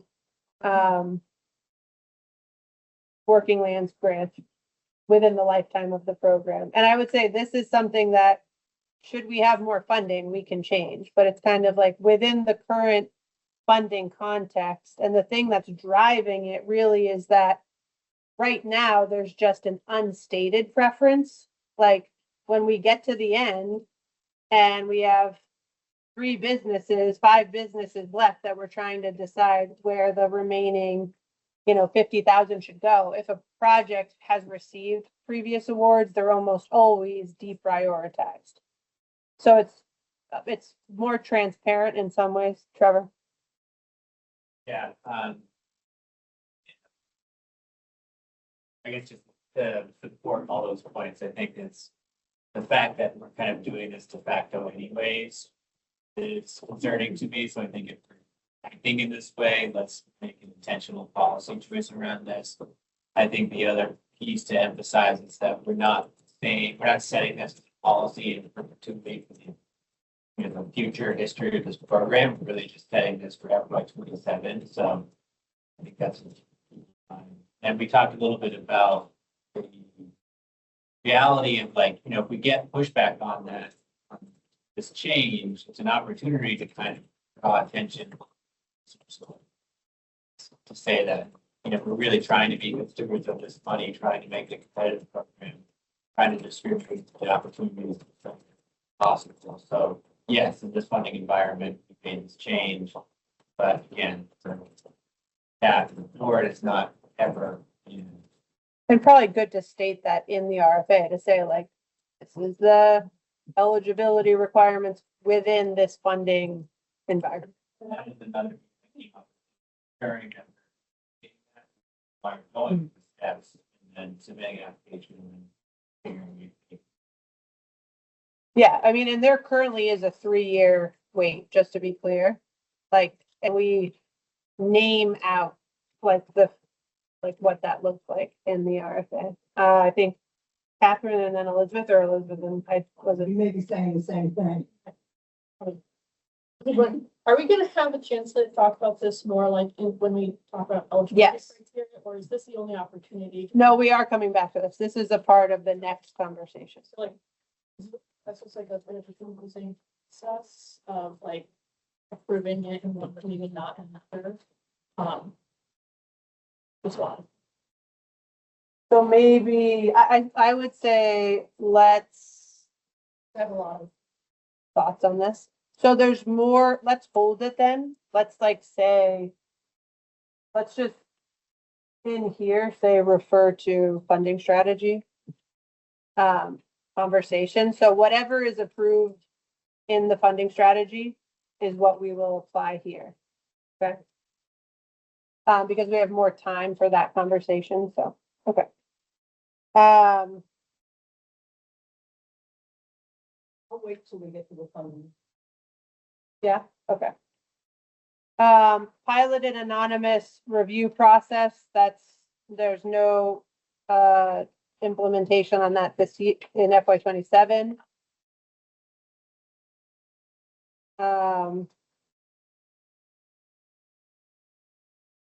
Allow competitive unfunded projects to roll over into the next year. Also, no implementation for FY 27, sort of just based on previous conversations with the board on this. We presented 2 different scenarios. We thought it through. There were issues. So moving on to outreach and communications, communicate more clearly about common misconceptions. The FY 27 goal is to really work on demystifying common misconceptions.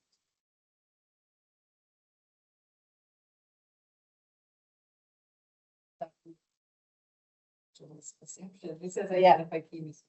Yeah, we know. Yeah. Yeah, so it's sort of like, maybe it should be like ratify. I think that's right. I think we know the misconceptions. And we can share those with the board more thoroughly if that feels like something like, you're like, oh, what are those? They are things like requiring match, requiring like, that we don't do upfront payments, a lot of things like that. That the same people receive all the, the money the same every year. Tailor outreach to engage rural working lands communities. So FY 27 goal, new outreach methods trialed and better understand needs of lower tech businesses. That's pretty work from the Department of Economic Development.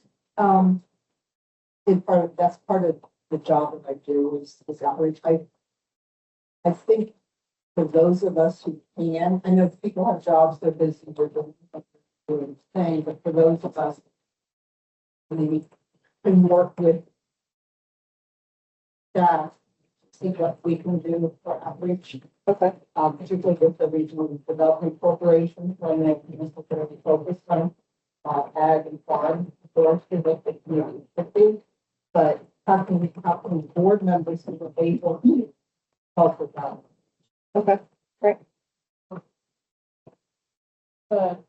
Second bullet point there calls out loggers specifically. Yeah. I was wondering if that's intentional to only be for loggers or if it's was meant to be more broad across industries.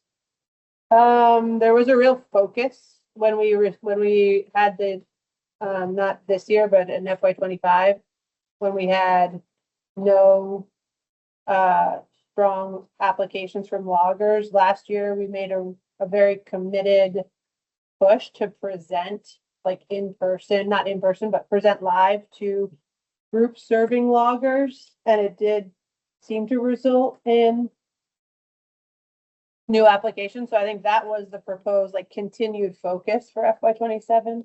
We've seen a few more applications from loggers than from other forest projects. So what would you want to add to it? For being a little bit more broad.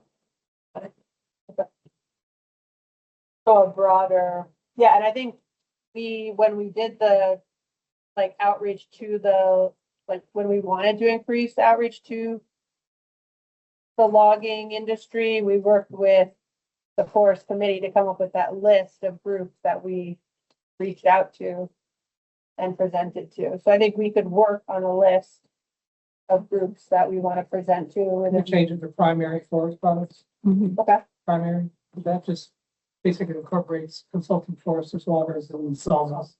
okay, That's a good suggestion.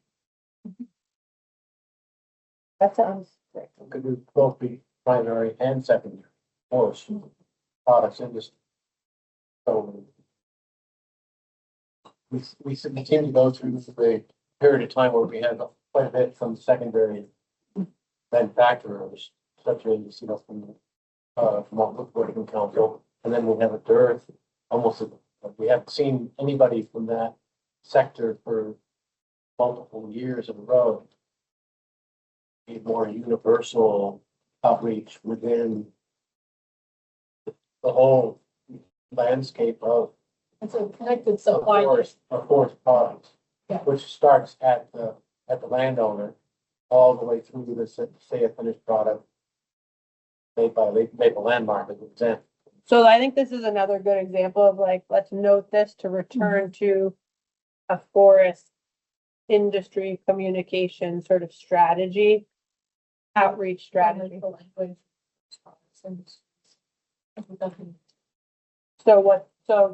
I think we need to come back to decide how we want to communicate with the forest industry. Done. Yeah, for your, example, it called out one manufacturer of maple, which would be a lot more clear. Maple equipment supplier. Okay.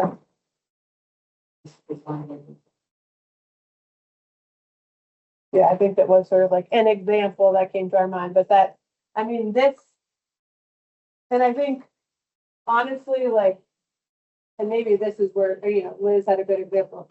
She was like, you guys are doing maybe too much. And maybe this is like, you know, this is kind of key, like looking to explore communication through text and like outreach through text is like really big. So, yeah,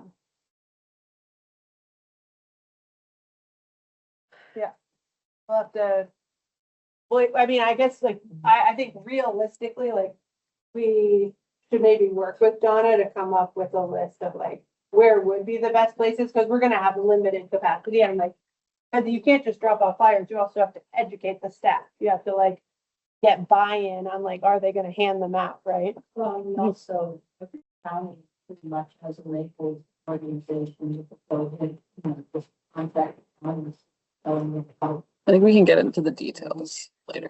All right, so I think for this, maybe we return with all of you, okay. Tailor outreach to engage immigrants and English as second language businesses. For FY 27, the goal is really the language we've outlined being added to the request for proposals.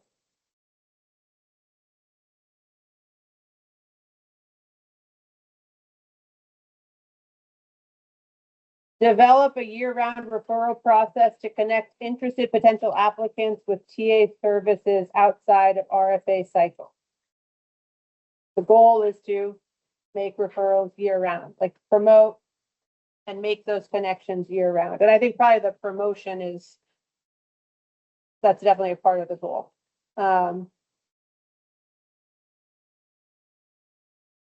Reporting and feedback, strengthen feedback for non-awardees. This is something we've already actually implemented. And we'll continue to implement that in FY 27.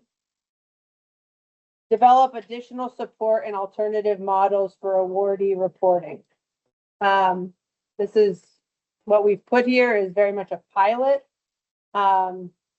It is sort of on, I think on the notes, to me, this is something that we can offer when we have this level of funding and this number of grantees, but isn't like a, should the funding increase, I'm not sure that we can actually continue to offer this alternative reporting method. I have a written report. Basically, I mean, we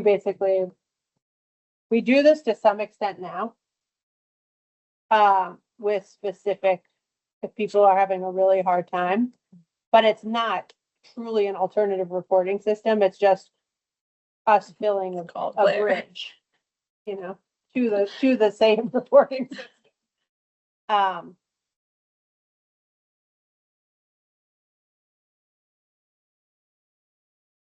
Be clear, this mostly would be, the same report still gets submitted. Yeah, Yeah. it's just I do it, and it's a call Claire situation. Oh, What this is. and I think we would offer it. Yeah, I mean, it really would be mostly for me. Yeah. I'm confused about why audio video recording is like the lowest barrier thing versus like a phone interview. I think we just put both. It sort of could be dependent on what the person prefers. I think the phone conversation is definitely more efficient because then if the information you're getting is in what, you know, it's a conversation. And I think the in-person conversation, if there's an interpreter needed, is like also definitely like a better scenario. I think if you're just choose the thing. Maybe remove. Yeah, I think everybody was maybe. Yeah. We can figure out the details. Might be a lot to fulfill, we're gonna put more time in the chat with this recording. Didn't answer the questions. Yes. Versus the. Yeah, I think that's good. Okay. All right, we made it through. Allison, And just step down for a moment. okay. You want to leave the vote? So folks, we're gonna vote on this. Did we need any other further information with the? I mean, Like, what are we voting on? basically voting on at this point, like moving forward with the recommendations that we've identified some next steps for. I don't think we're voting on like each and every next step. And then we're voting on no implementation on the ones where we've said no implementation. The ones where we're going to follow up. So that means like we're taking and we're gonna do something towards that and we need to define, like better define what that is.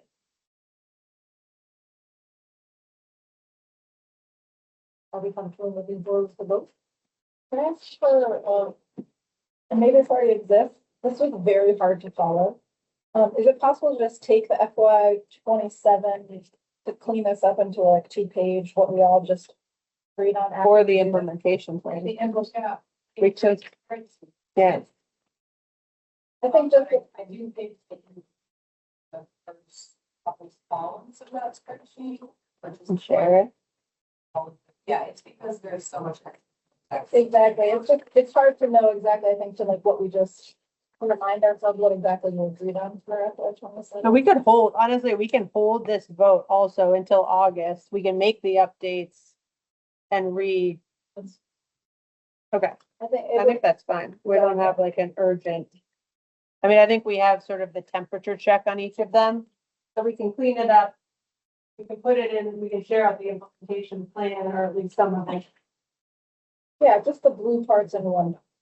For my. Sure. So Okay, just to be able to look Yeah. at what we just looked at in one place with the edits in there and they're saying, I see it. It was the. okay. Great. So I'm gonna hand out one more. Document.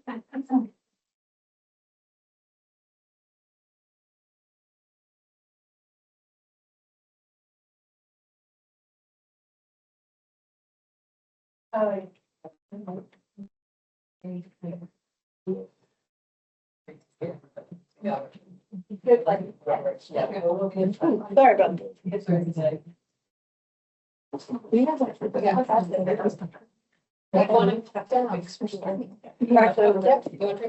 No. So if you want to project the strategy.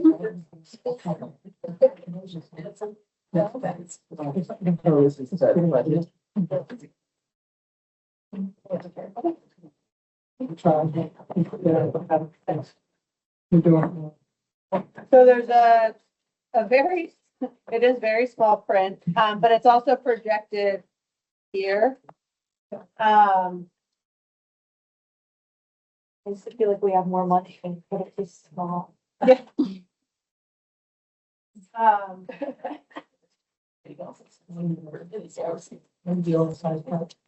So I'm gonna walk everybody through this spreadsheet. What I'm gonna do, so we have, just to give you a reminder of, and we have a little bit less time for the introduction to the strategy, which I think I can do it very efficiently. But then we're gonna go into small group conversations and then we'll come back and the small groups will share recommendations based on the proposed strategy. So we're not sharing input like as I give you the overview, you'll share the input when you come back after small group conversation. Okay, so this 1,014,679 is our FY27 budget. So we're gonna jump into the business enhancement grant.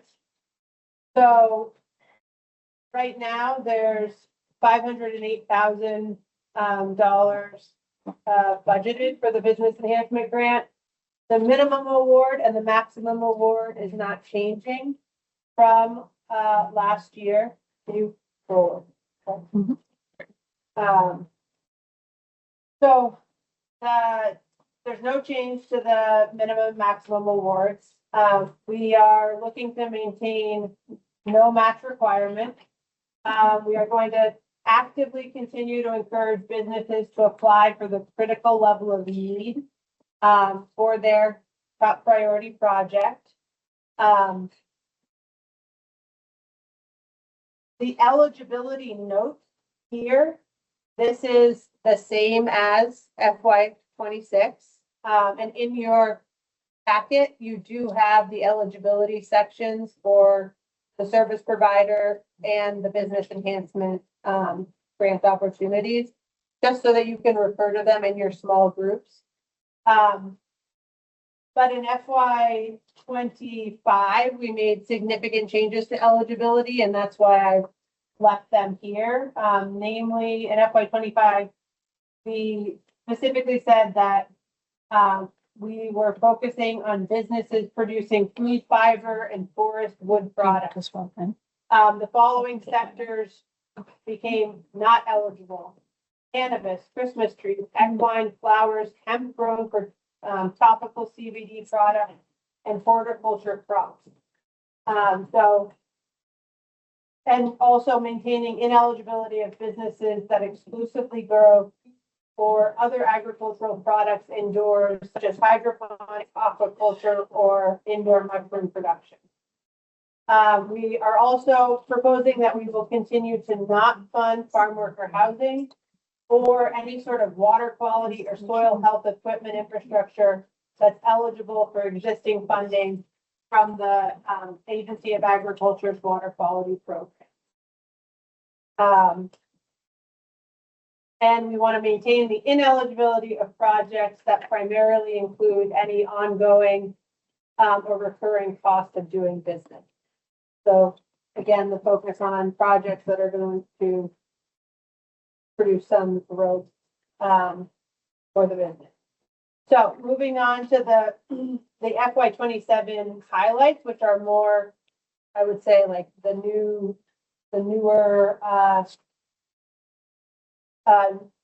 proposals that are new to FY 27.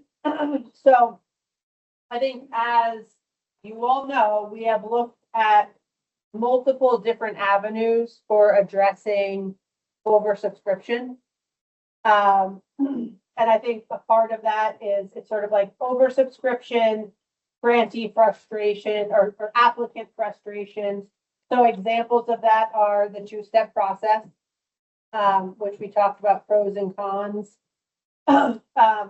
We have had a smaller conversation with a board member very interested in a merit-based lottery system.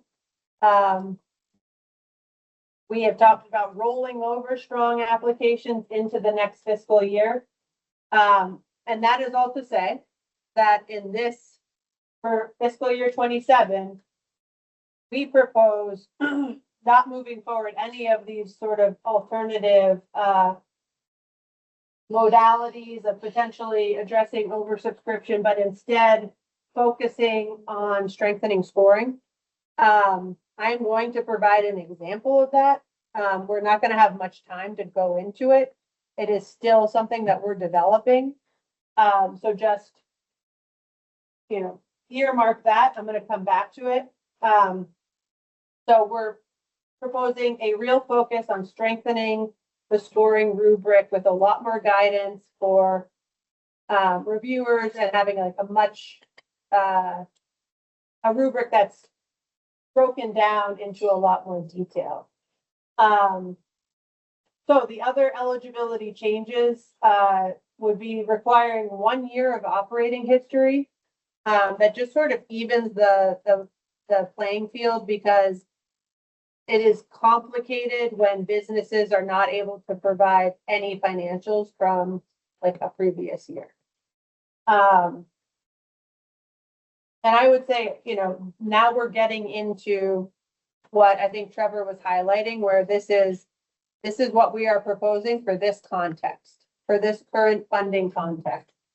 So in the lifetime of the program, we propose capping the total grant awards the business can receive at 2 Working Lands Enterprise funded awards, excluding PSAG. Again, this is for us added transparency, as multiple awards within this like limited funding context often ends up impacting an applicant's competitiveness, making them less competitive. The fourth eligibility or the fourth highlight is that past grantees from the Working Lands Enterprise Initiative, from the Dairy Business Innovation Center, from the Agricultural Development Grant, and the supply chain, what is the regional food system? Regional Food systems infrastructure. Or the regional food system infrastructure grants would need to wait 5 years from the end of a project before being eligible again. So right now it's 3. This is an extended for all of those. These are basically all, grant programs housed within the Agency of Agriculture. And So that's the current is all of those. the current is all of those. Keeping all of them. That's right. That's a good, yeah. When you were talking about including RFSI awardees, did you distinguish between infrastructure awardees versus equipment only?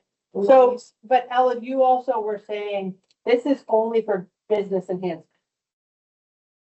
Right, Oh, No, sorry. we didn't distinguish between. No, right. no Because distinguish. like there are businesses that received under $100,000 and then those that. No, there's- much. So it's not an No. income, an award amount. It's just that whole group. No, because of, if it's, no, and the same for the Working Lands grants. Right. Some are very small, some are Got it. impact level. Okay, so again, you're gonna go into small groups and talk about this. So moving on. We're not proposing any supply, any funding for supply chain impact grants. We don't have the funding to offer those this year, in our opinion. For the trade show assistance grants, this would be maintaining the $30,000 of funding. Last year, we increased the we increased the maximum award size. We're proposing to maintain the minimum at 2,500 and keep the maximum at 7,500. That increased maximum award size allowed businesses to spend dollars on marketing and branding, instead of just like travel, logistics, and actually like registration fees. So it was last year, it was expanded eligibility, increased award size. And this year, the proposal is to cap the number of TSAG awards that a business can receive in a 5-year period to 2. So keeping it in line with the business enhancement grant. In FY26, it was 4. And we want to bring the product eligibility more in line with the business enhancement grant. So no unique food product would be eligible. So the same usage of local food products definition that the business enhancement grant uses. Yeah, and it would allow the same product as the business enhancement grant. So for the service provider and producer association grants, right now there is $30,000 allocated for the grant opportunity, but there are 2 funds that are tagged to the MLaw logging school, which are service provision money. So right now, and just for reference, in FY26, we had $370,000 for the funding opportunity. Can you slide? So we want to maintain no match requirement. And we definitely in FY26 continue to see that the increased award size and the increased funding, like the pot of funding, did result in having a better pool of applications. So for this year, the service provider committee was interested in proposing to the board that we maintain approximately 40% of the total grant making dollars in the service provision grant opportunity. So that would be $352,000, and with the MLoft investments, the total is, can you go down to is 354. So we're very close to that 40% funding. Can you go slower?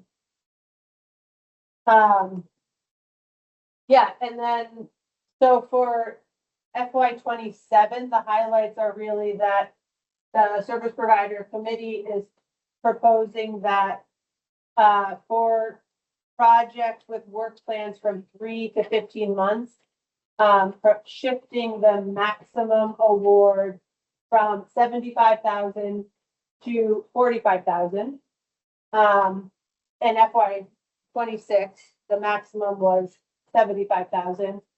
And this was really based on an analysis that showed in FY26, 6 out of the 10 awards were partial awards, which is like unprecedented for really this board we don't try to do partial awards, but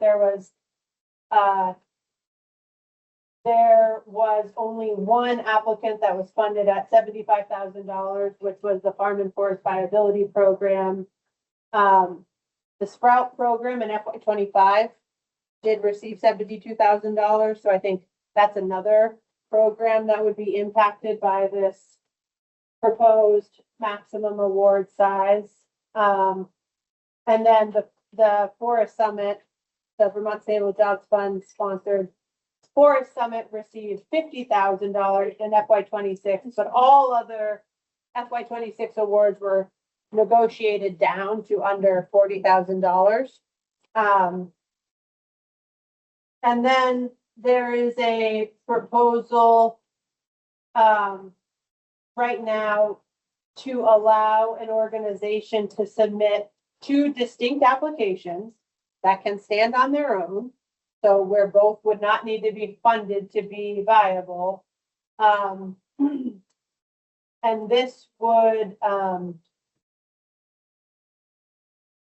allow an organization, if they had 2 very distinct projects, to apply to submit 2 applications separately. So farm and forest viability could submit an application for their forest business advising services and their farm business advising services separately, as an example. The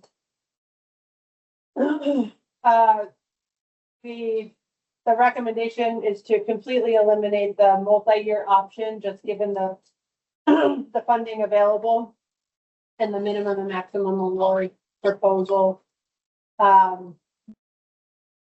There is the Vermont Sustainable Jobs Fund, the board funded a needs assessment through the Vermont Sustainable Jobs Fund forestry program, and the Forest Economy Committee. So for forest sector service provider applications, there will be a priority given to applications that are taking into account the recommendations from the Forest Industry Business Assistance Assessment.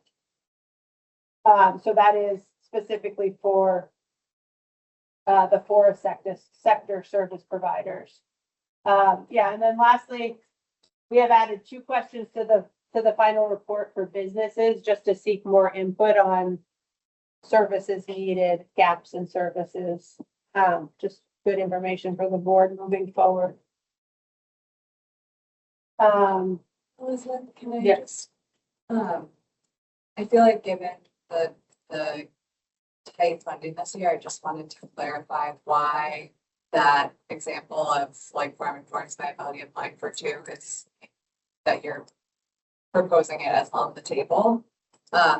I think the rationale that I heard this group use last time and has been using since when the plan was established is that farm and forest viability program is another entity set up in statute to deliver like a similar mission area, and so we're partnering on mission delivery. And also like farm and forest viability is actually a network of like 5 to 10 organizations per year. So it's potentially like an efficient way to get public dollars out the door. You're not just like funding me over and over and over again. So I know a lot of people know that, but it's a confusing programmatic structure, and I just wanted to. So I think what Liz, like, to make it even clearer, there has been an agreement amongst NOFA, Intervale, Liberation Ecosystems, Land for Good, CA, Center for Agricultural Economy. Who am I missing? Like Northern Forest. Yeah, and it depends on the year, but forest sometimes, the SGF sometimes, you can have extension. But they basically will not make individual requests to the Working Lands Program for business advising services.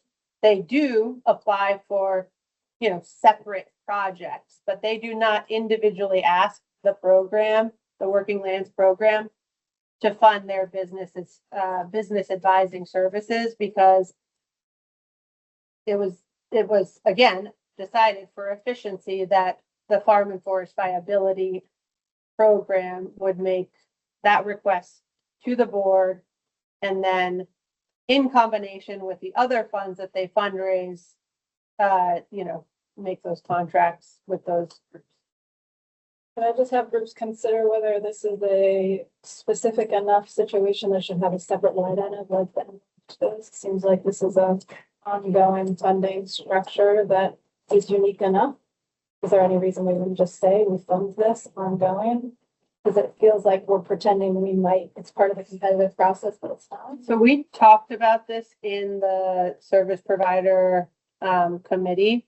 And there was no appetite in that committee to move it into a non-competitive process. So I think, talk about it in your small group. I think Allison, Liz and I have sort of all been like, we need to I think longer term, step back and try to find another solution to this. Because I think for several reasons, but one, by being a grantee, the Farm and Forest Viability Program has to systematically sort of step away from the review process and decision-making around the service provision grants, and that's a loss to the board. As somebody, as an entity that's on the board to bring those expertise. So I think we need to longer term, put our thinking caps on and find another avenue. But there is precedent. I think that's what you're asking is the program has been funded since the beginning of the board. And the board has used different strategies yeah. at different times for different reasons. This is the strategy, right? And I guess just to your point about why would we encourage a business to propose two applications? It seems like any other business that proposed two, we'd be like, sorry, there's not enough money. We're gonna only give, we wouldn't really have the appetite to give. So I think the only advantage to other businesses is that if they have two ideas, that, and they would like to, they're probably not likely to have both funded, but their probability goes up with having two in the. Right now, you can only apply one. It's actually just it's not stated at all in the RFA. But nobody applies twice.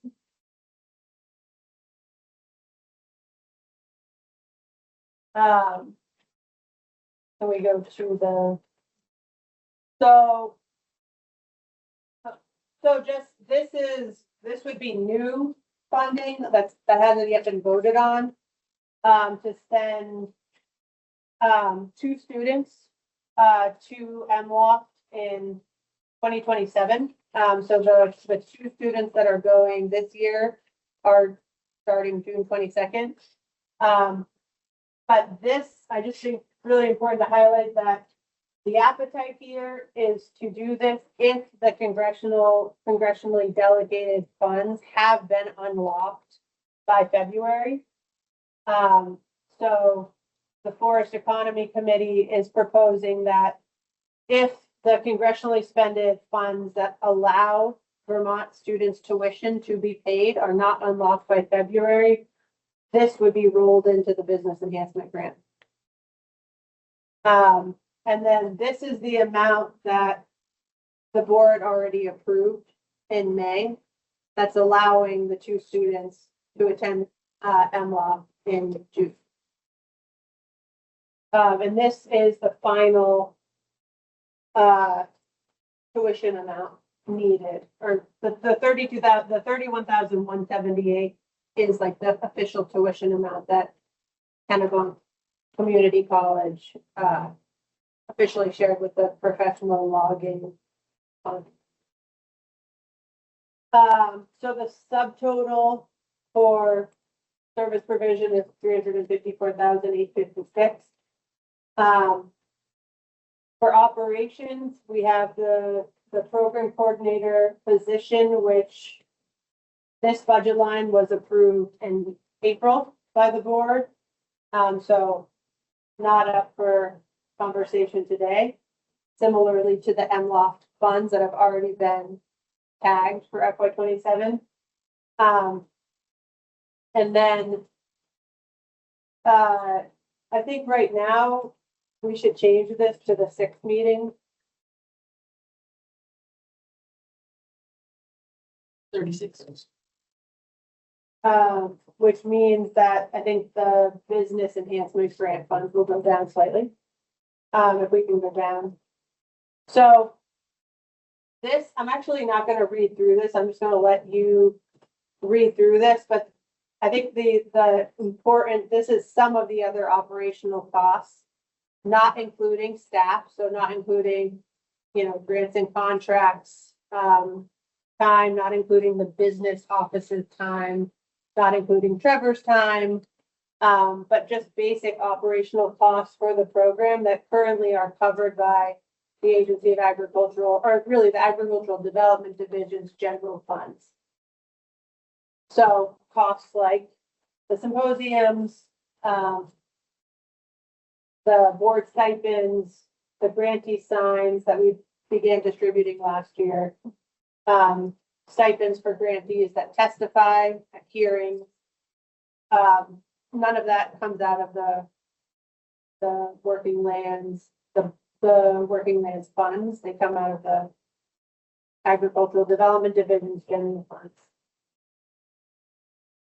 So we would have to take this amount from the business enhancement grant. You can note that on your sheet if you want. I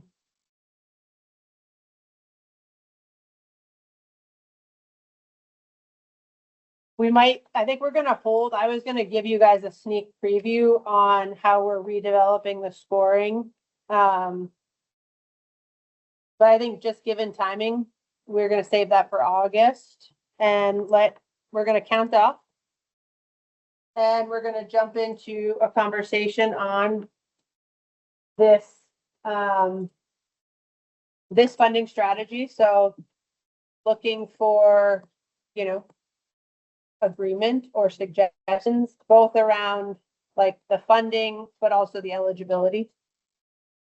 Can we start counting off here again? We're gonna do 5. Okay. There's different, Sarah is gonna be facilitating instead of Erica, but that's, I think, the only shift. So we could do the same groups, and Erica's group would be with I wasn't here the last one. Vice group. Right. And my group is the way to go.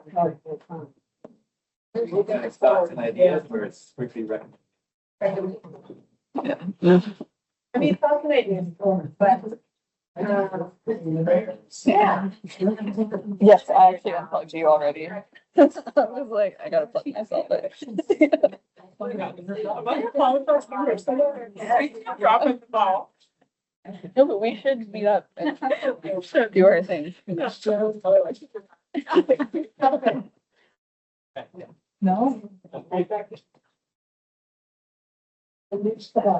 Not just yourself. All right, I will be your guide for this portion of the agenda. Been lurking in the back, but still paying attention the whole time. Hope we had some robust conversations. We are gonna go group by group, not line item by line item, but group by group.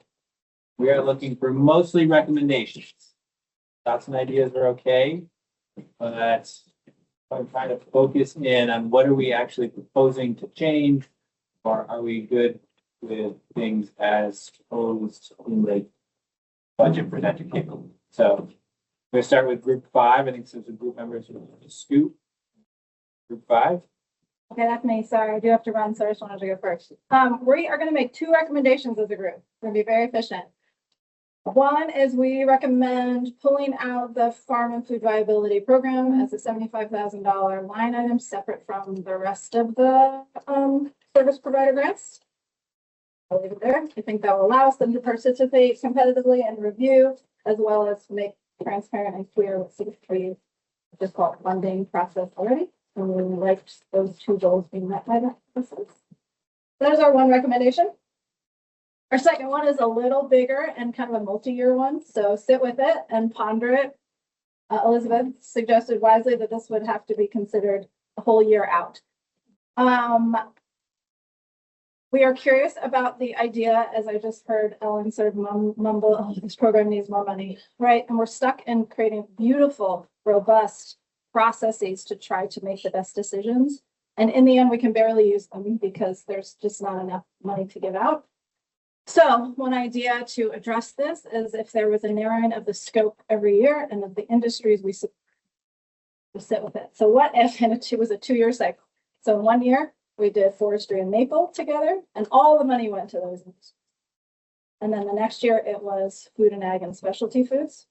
And the pitch there is to say by focusing, it would narrow who was applying into just those arenas of, those sectors. It would mean less applications and it would allow us to get deeper into that list of applicants every year.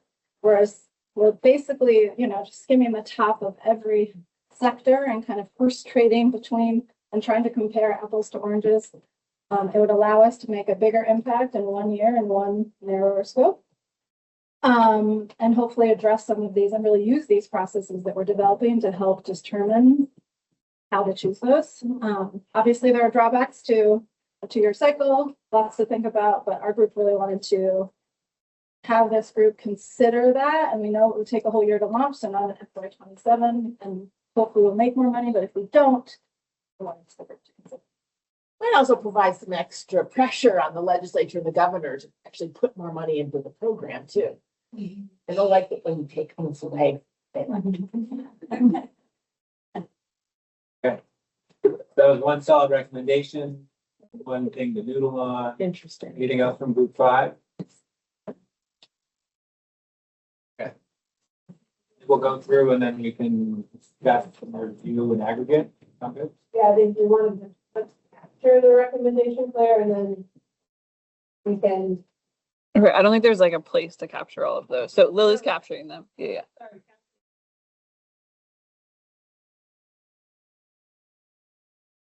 Okay. Okay, you want me to, okay, I'll do that. I wouldn't do that now. I think We've noted it. all the recs. Yeah. We're gonna just end up mucking this up. Yeah.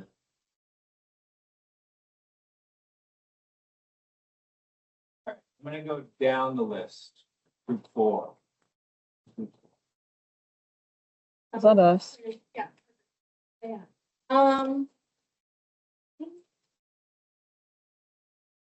Just like something to think about moving forward and wanting to maybe hear some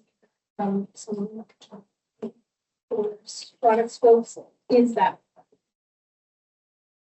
I think this group was on the fence. Yeah. Yes, let's do this. We are also like to move on. The group was open to it. So option A, keep it at the old. Yeah. Or keep it to the 5. Yeah. Questions about. Yeah. The group did not have an actual recommendation on it. I think more just noting that they would be willing to reduce it if other groups felt strongly about it. That was all. That's for, you mentioned specifically Lily around forestry, but that change would apply across. Yes. Oh, yeah, no, sorry. We were just saying more like we didn't have the bigger picture across sectors to say like, we need to bring this down and see where it may be. Anything else from group 4? Group 3? So much of our discussion centered on the business enhancement grants, specifically the eligibility requirements. There was a preference for revisiting 3 and 4 specifically. Moving language to allowing those applications to come through, but being very explicit that it wouldn't be as competitive and it wouldn't be given preference and I'm referencing the how many lifetime awards can be given, and then also the 5-year waiting period. So the first one would be to integrate into the scoring criteria mechanism that would acknowledge how many grants you've gotten, maybe reduce, like deprioritize that application based on if you add more grants, you will be less competitive. People scoring, but also to your voiced concern over it, this change being transparent, because this is kind of meetings. Perhaps instead of creating a lifetime reward max, which may have other unintended consequences, instead, let's just be transparent and state that people with applicants with more than 2 awards are less competitive. If it's clear. And I think, and correct me if I'm wrong in saying this, but I sensed also that we're moving the goalposts and that last year there was perhaps one that would have qualified, we would have funded at the money, and we wanted them to come back again this year. But if we change this, they would know.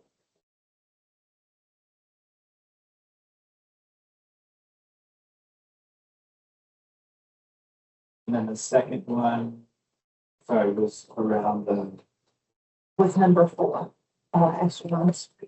Was that 5-year waiting period? And again, just framing that as it would be less competitive rather than an excluded. And is that removing it or bringing it back to 3 years? Yeah, I guess lowering to 3 years would feel better.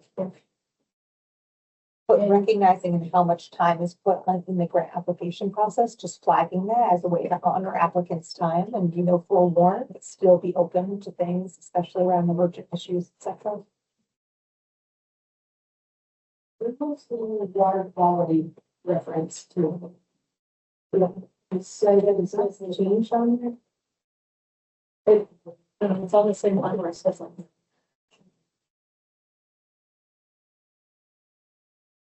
Basically projects that qualify for, yeah, so instead of saying existing BAAFM water quality programs, we want to take out BAAFM because there's a lot of water quality programs at FDR, ourselves, Farm Viability has water quality programs. Yeah, we talked, maybe just saying existing water quality programs rather than trying to. Yeah. Thank you. Some of the programs. group 2. For group 2, we thought we did have agreement regarding the proposed service provider and producer association funding strategy. But we felt that we should keep steady at 45,000 a year in grant fee, so that we don't have anything 45 this year and then back to 75. It would be good to have some consistency here. Absolutely. Yes. And we thought that it's okay to allow 2 proposals from our organization, but just that they may receive a lower priority. So, to acknowledge that. There was agreement regarding proposed funding strategy for the business and leasing grants. However, we did think that we would recommend eliminating the 5 years between the grant awards.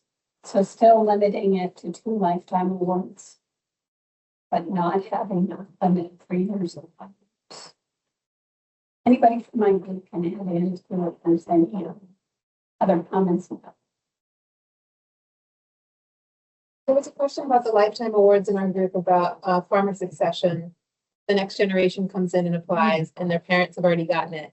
Are they excluded for the rest of their lifetime as well? It's the same business. For group, I'll speak from my opinion from group 2 is when I'm thinking lifetime, we're tying it to the business owners. So if there is a farm Business. succession. Different, but I mean, the fundamental reality is we're losing ground 3 to 5% a year, depending on what inflation does. If you keep getting level funded, tough calls are going to. So.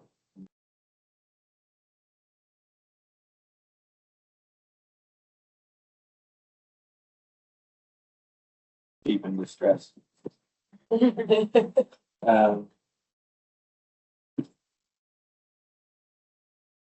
Sarah, anything else from? No, that was it. One was my group. Kind of failed the assignment in that we don't have solid recommendations. We had some discussions around stuff. I don't know. I don't feel, I mean, I am not a board member fully involved in this program, but I would, I guess, put it back to my group to see if anyone wants to make a recommendation around some of the things that we did this year. We discussed trade show assistance. And I was challenged to maybe make a motion that we strike the trade show assistance in its entirety and put those funds into business enhancement. So that's much discussion back and forth. I'm not sure which fence post I want to sit on. It's really uncomfortable. So I think it begs to have a discussion of trade shows. And these trade shows, while they're certainly recognize that they're very important, might the funds be better used at this time as business enhancement? So I'm gonna put that on my list as a recommendation.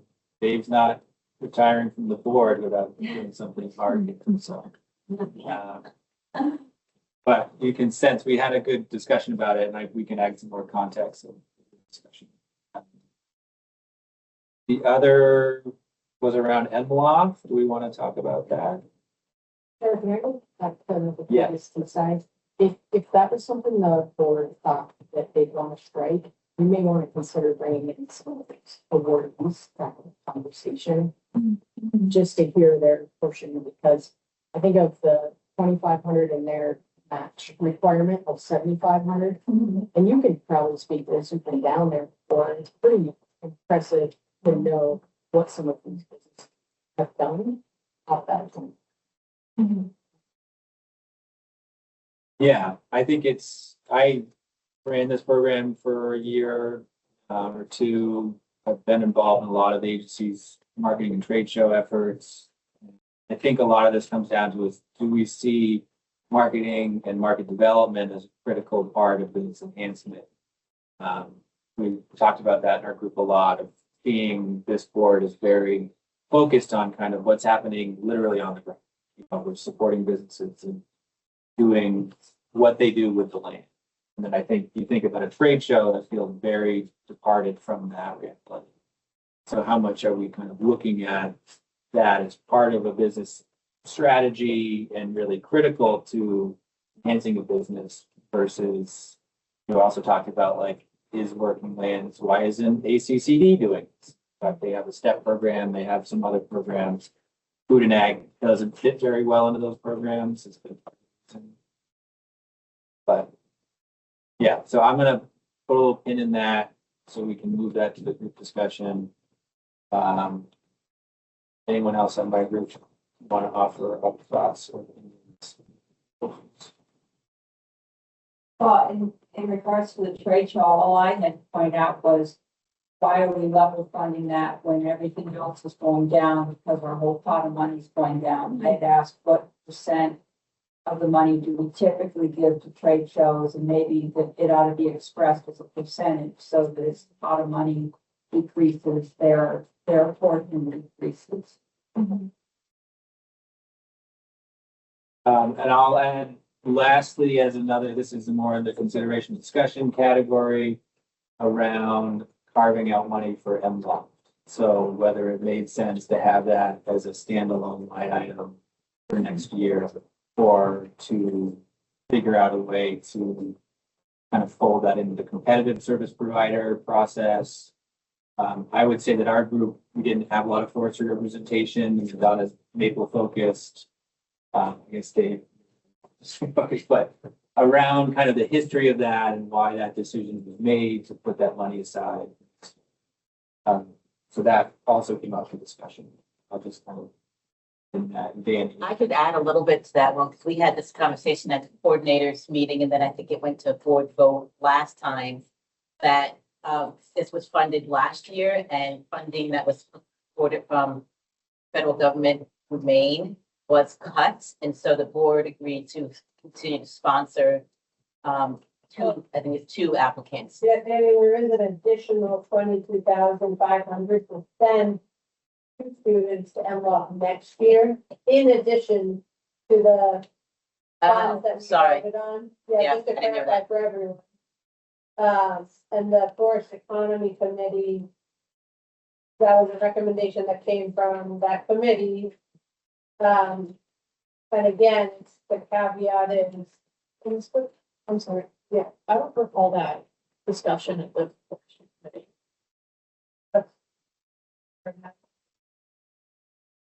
came up with the 2 students and the 20,000, I added 2,500. And you still pulled out money from FY 27 to support the students this year. Yeah, they had a whole conversation around, it would only go forward, I don't know if you got up the call early, but it would only go forward if those funds, the congressional, like spending funds were available by February. Must have been distracted for something. I think I also maybe was a little confused and I'm now just realizing that we're talking about 2 different years. I don't remember. But what I did like was I feel like I do remember, which maybe not remember, is the whole committee was like, it feels a little early to be making decisions on this because it actually hasn't happened yet. And we think this is important. We want to try it. If this doesn't work out, there's a clear path for that funding to go into business advancement. And that would also I be think okay. there was another caveat of like hearing back from the students that are attending this summer, which I didn't like that. It was sort of the 2 things, like the congressional spending, and I'm off and no attack. I'm just saying what I heard in that committee. The congressional spending being available and hearing back from the MLOC students, the Vermont students, to hear what their experience is like. Probably want to update that to say 27 tuition then. It's clear, but in June of 27. For ML. Oh, you have 2. Oh, I see it. Yeah. Yeah, I'm slow. No, that's okay. I was like, oh my God, I did not even say. And our group was only questioning the 2027. 20, We realized the other one you read is Yeah. approved. Okay. Okay. So have that at the list. Okay. 13 minutes to take this group. And just to say the timing of that, TLC could be asked to put in a competitive application, if the timing works. Whether they would put it in or not is up to them. Just FYI. Is there a chance the federal funding could come back for that? Yes, there's a good chance the federal funding's gonna come back. No, this Yeah. is only the stipend. Like, we're only doing that if the federal funding comes back. Otherwise, we'd have to have 62,000 for tuition and then the 20,000. I'm also talking to Department of Labor. And I think we could also talk.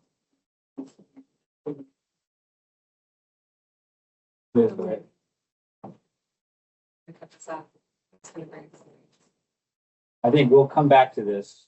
I want to like kind of introduce the recommendations and then we can kind of like. Well, in the coordinating committee last week, I think was the first time that we were talking about the 45,000 level. And so Elizabeth asked me to reach out to some different service providers in the farm and forest space.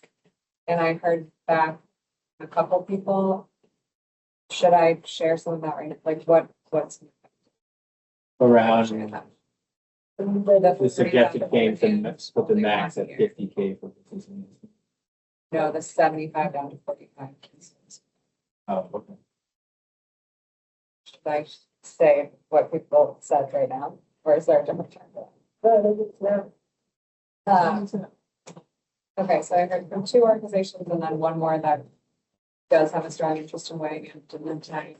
And I think the general feedback is like 45,000 is like, it's not an unviable amount, but it's only a viable amount for like really specific kinds of projects. So typically like a one-time thing, a very discrete project with a really discrete timeline and usually a small organization.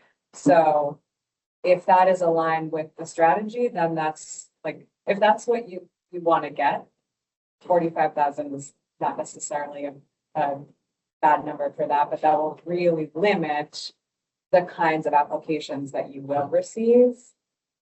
So some of the like more time intensive per client projects, like probably aren't gonna go for a 45,000 amount, like with the application, the monitoring, the reporting, like it can really feel the organizations like the balance of admin to award size is not quite right. And that we have so many great service providers in the state who have built up a lot of expertise, and that a lot of that is because they can really go deep with people. And so if you do a 45,000 amount, that's like, you can't really go very deep. It's more like the tomato high tunnel project is like a great example of like the kind of project that it actually probably costs a lot more than 45, but like it is discrete and time bound, and it's like producer led. And so I think if we want that to be the strategy, we should understand that more and lean into like, okay, what actually are the kinds of projects that move the needle for the ag and forest space, that are aligned with that amount, because it's a lane. The tomato project is a good example, like one cohort for 1 year is a good example. But there's a lot of things that will be, that's both feedback from people external to my program, and I would say that that's aligned with how I feel too. Are you being so bold as to put that forth as a recommendation? I was asked to gather feedback directly from the service providers who might apply for this. And so I am reporting back, as I don't vote, and I also don't feel like I put forward proposals in my role. So I'm kind of trying to balance all those things. Not enough room on this fence feels more so. I mean, even at 75, like a lot of the organization I worked for, like there's only discrete things that they would have applied for under that. So it's hard, like it's really hard to figure this out with this limited money. That I think. That's an interesting, like, I think a few other examples maybe would be helpful to provide examples of it. I think it's a really good observation, because I think in this year, I think, as we said, like 6 of the awards were negotiated down to discrete projects. Like, and some of them, in some cases, had sort of like 2 projects being proposed, and were negotiated down to 1. So like the land-based cohort was 1, or like the land access cohort, the high tunnel financing was another discrete project that was funded. The strategic planning for like the apple and grape industry was very discrete project that was not funded, but was close to being funded. The like deep dive into researching new and improved practices for bookkeeping. Farmer specific bookkeeping was a discrete project that was funded. So yeah, I can't think of like the only thing that we funded what were discrete projects and And my understanding is that a lot of those organizations may have applied for more and were negotiated down. So I think you would understand, will the 45 amount just really turn off qualified applicants? Then you end up with more, maybe still a lot of applications, but in terms of ability to deliver, I'm not saying every small organization is not able to deliver. A lot of them like absolutely are and super efficient. But that's what I heard from our partners is like 45 amount would really like, we're not sure we. Okay, I just want to do a little reality time check here. It is 3:40. This meeting is supposed to wrap up at 4:10. There is way more than 25 minutes worth of discussion, if I'm being honest with myself, around these recommendations. So assuming in an ideal world, we would leave here with improved budget for FY27. we always leave with normally what we consider a draft, but like an agreed upon. that it's okay to have some, we're not gonna be putting out any requests for proposals until late, well, until after the August symposium, and it will be in the circle. But So there's no critical decision points for us. You don't, the board doesn't come to agreement today. Operation can't. It's nothing. Strong pull on the going back to 3 years versus 5. I think that felt like where there was maybe the most consensus was around. I try to do a few straw to see where there's consensus, and anything that is not consensus, we should clearly specify. So the first issue, we'll do a quick straw poll vote, is to go back to the original eligibility requirement that you have to wait 3 years from the end of your grant project until you can reapply for. And those reapplying for be as competitive. Even if that's what I heard. So if you're coming back for Collins another time, you're gonna have to wait your period. That was on final. Let's keep that as a separate, because I think some of that's around like how we operationalize that, and then like, are we just communicating that, are we telling reviewers that and putting that out, outreach materials, or are we actually scoring on that? Ineligible to apply within 3 years.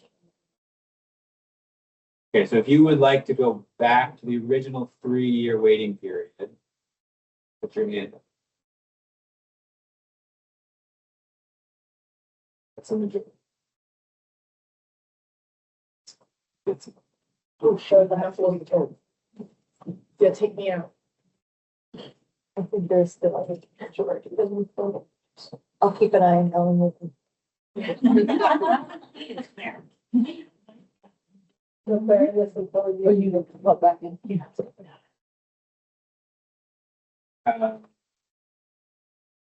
Was there a related recommendation around the lifetime cap? If we just really quickly talk about the competitiveness, that's okay. Yeah. Will that, going back to 3 years, also be paired with language communicating that it's less competitive? Yeah, I think that's. You're not allowed to apply. But again, are they still ranked less competitive if they come back after 3 years? I think that's a separate conversation that we're going. Yeah, so I think that relates to the cap. So right now we are saying you can't get more than 2 lifetime business. It's some clarification around is that the business, is that the individual. But I'm just thinking about that cap.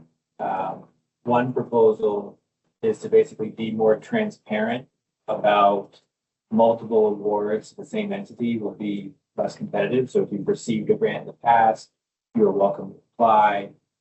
We're not going to cap it. We're just going to stay and somehow incorporate in the review and scoring that additional awards are less, additional applications are less competitive. But that's one proposal.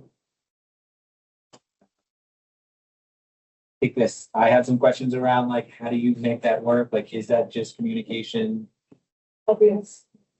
Or are we like putting into a scoring rubric in some way? But not everybody will know, so I don't know. I'm scoring rubric unless it's just for staff, because you have reviewers who are external to this process. We can do that. I mean, we could pretty. Yeah, that would be easy to do. Have an internal like question. I don't think we need to get bogged down in the mechanism right now.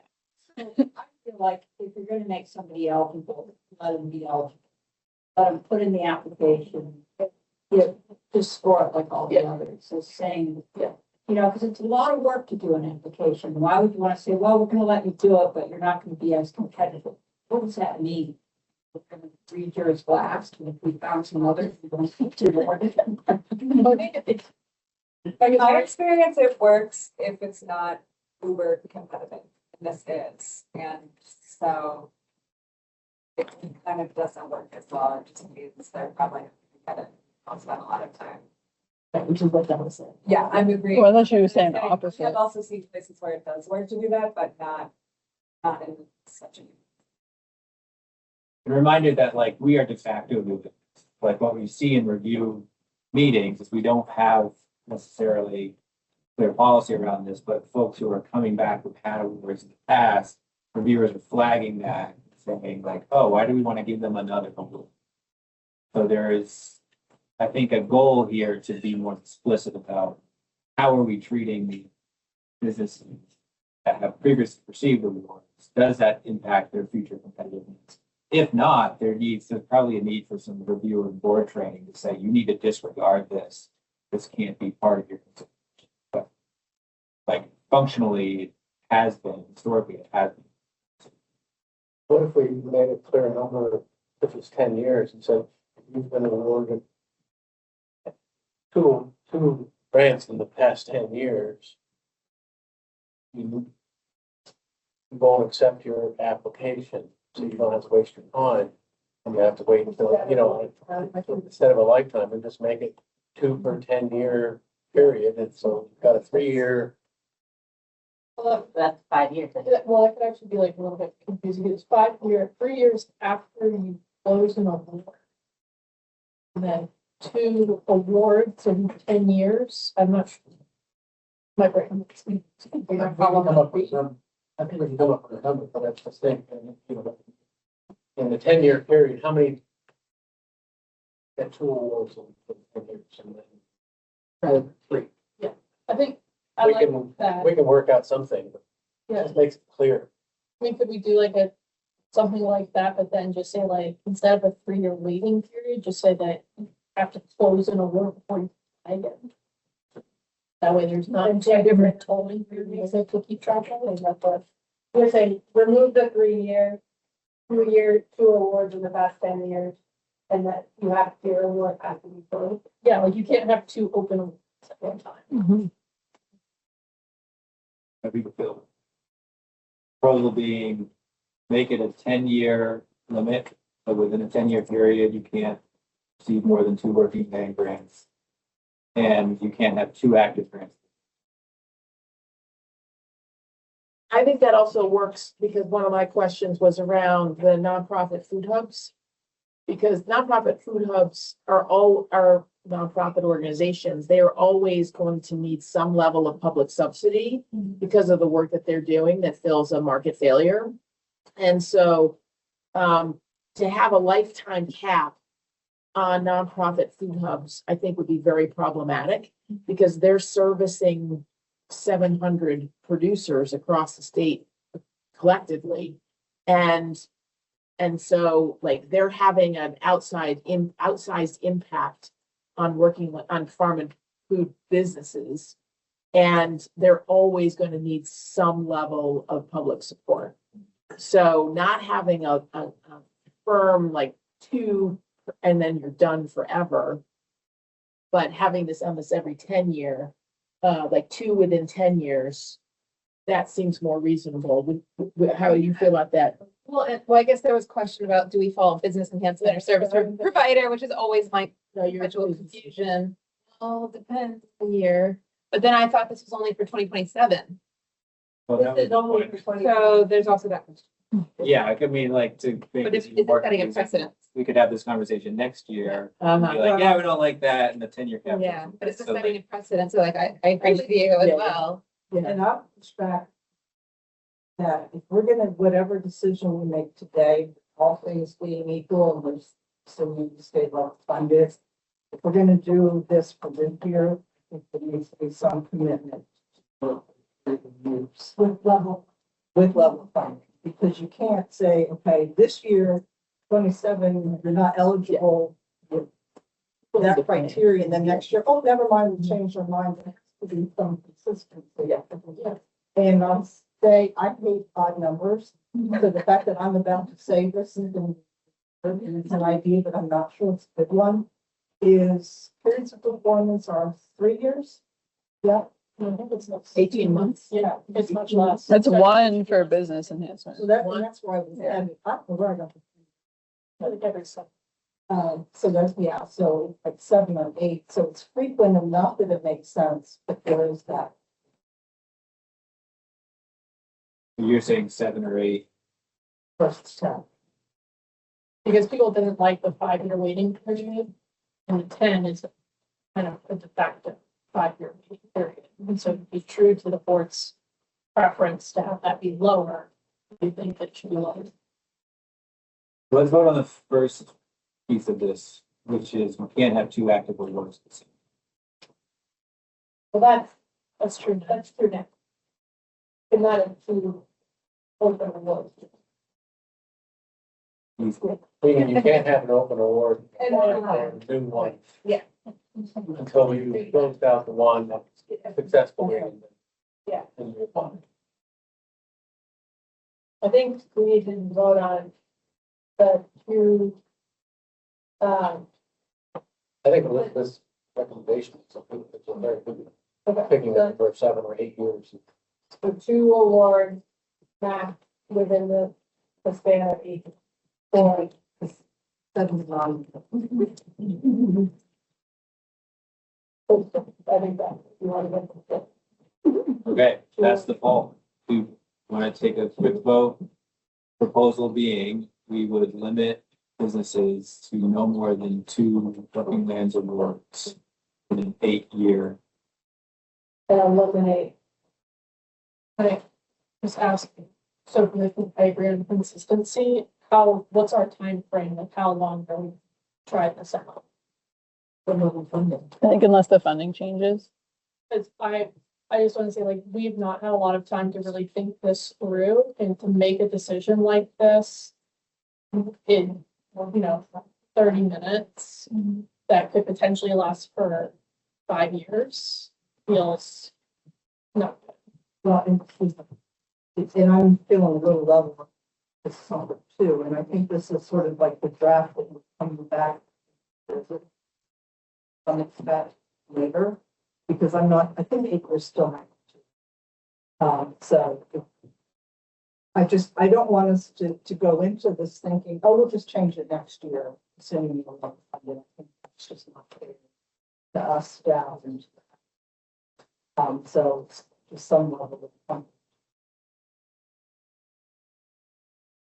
How are we feeling today? And then maybe, I don't really feel like we need to come back to this unless there's some new information. I feel like we need to make it today. Well, so I just want to say, like, I understand that some members of the board maybe haven't been able to sit with this thought of like a lifetime cap or changing this for longer than other members of the board. And so just want to recognize that like this is a relatively large decision to make in a pretty compressed time. yeah, so what if we kind of take a vote? I mean, I agree. I think consistency is important. I don't want to like move policies and eligibility criteria around every year. It is the reality that like, if this was disastrous for some reason, we could make that change. We could say honestly, like this isn't working.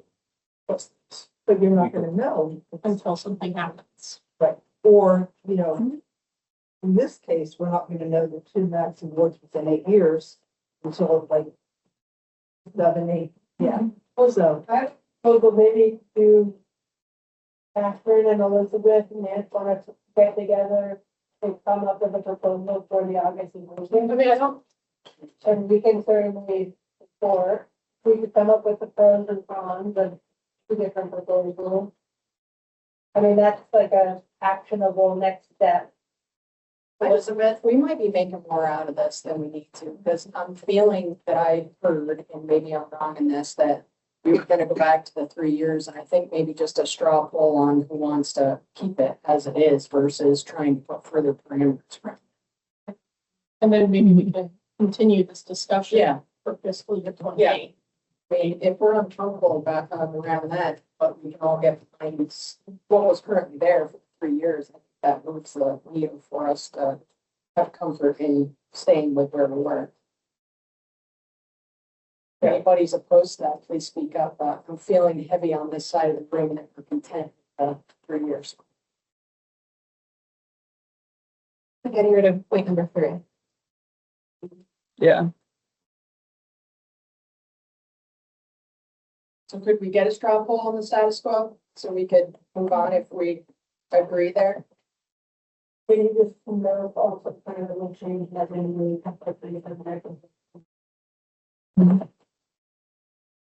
Yeah, I get it. Like we're feeling like we're being pinched by our equity action plan. If it's making us feel rushed, then there's no equity in the action plan if we're making decisions in a rushed capacity based on the plan. So just for a straw poll, are folks content continuing the discussion, but staying at the 3 years where we were? And we'll continue to work on the action. And striking the lifetime. Yes, And therefore striking this in decision, yes. striking this from being a part of the way we make decisions, I'll make that motion. because it's not trans. Yeah, just I a don't think straw we need a poll. motion. Those that are in favor of that, raise your hand and we'll continue to have a conversation as we move forward. Good then. Sometimes we don't have enough times to get rid of our anyway, so we gotta.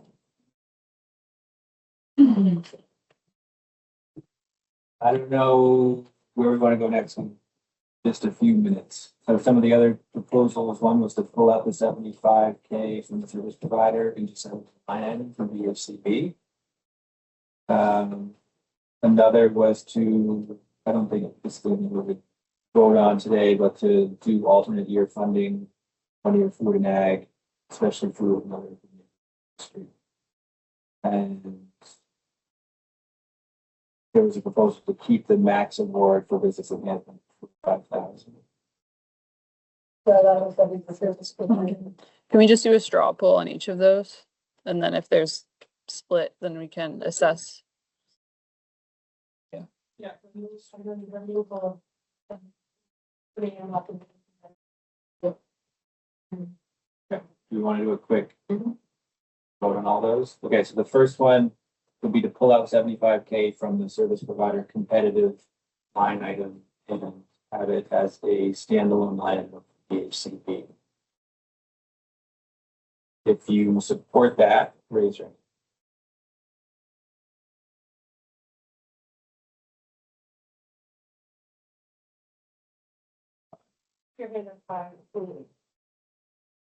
No, I was saying, oh, okay, I was.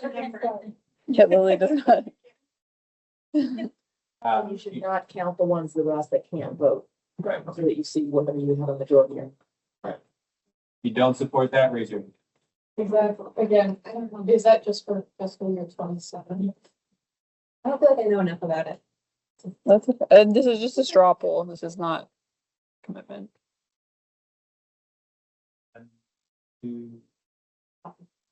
5 no's. Yes, 2 no. Yeah, what are we? I think it's 3 no's. Oh, no, I was trying to be. Oh, So 6. 6 yes, 1 no. 2. Yes. Okay. The votes came in favor of pulling out the money from the competitive pool and having it as a standalone line item for CB at 7. Going once, going twice. Okay. Next one. I don't think we should. I don't want to get into rotating. Mm-mm. Industry. That was for the next year.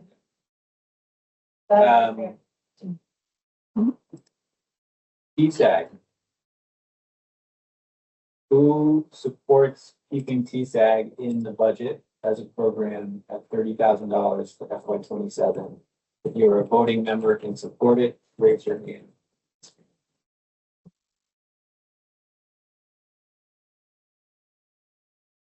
It's majority.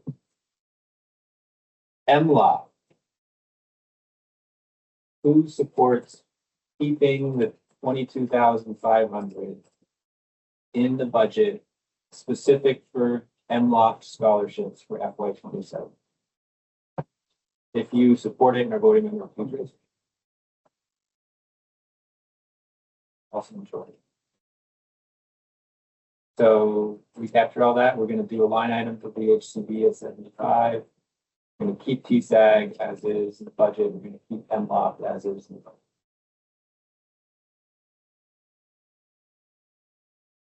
What else? Increasing the maximum service proposals. Okay. The decision being changing it from 45,000, up the max award from 45,000 to 75,000.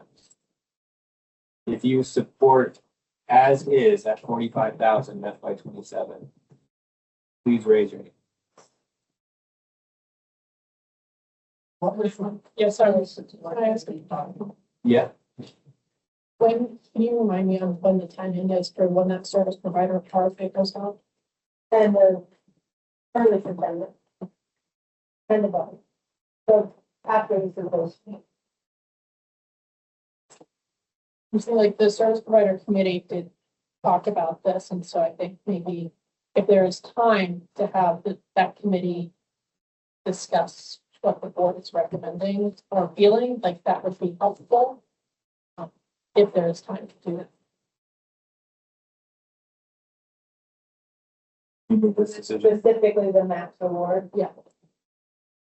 I have some additional questions about if we increase the award, that does reduce the number of awards we give.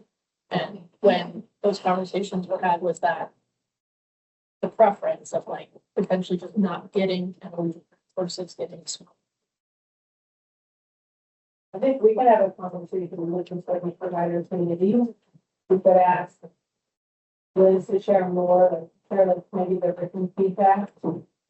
So the service provider community can take that into account. And we can come back for the next award and after. Because I think that's the fair way to do it, because the service provider committee meets, it discusses this, it brings to us formal recommendations. And it seems just only right to be able to send it back for more discussion based on this feedback.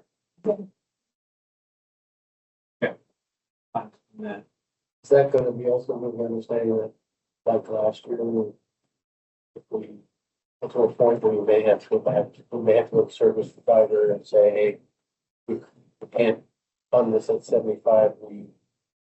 I mean, I we think, live with 65. I think we really want to avoid the partial funding. And I just want to flag that we're pulling out 75,000 out of a $300,000 budget line. It's like, It's four grand. so I think we're kind of, it's a little bit, I just don't think we have no money to reach. I mean, unless we truly want to do the 201.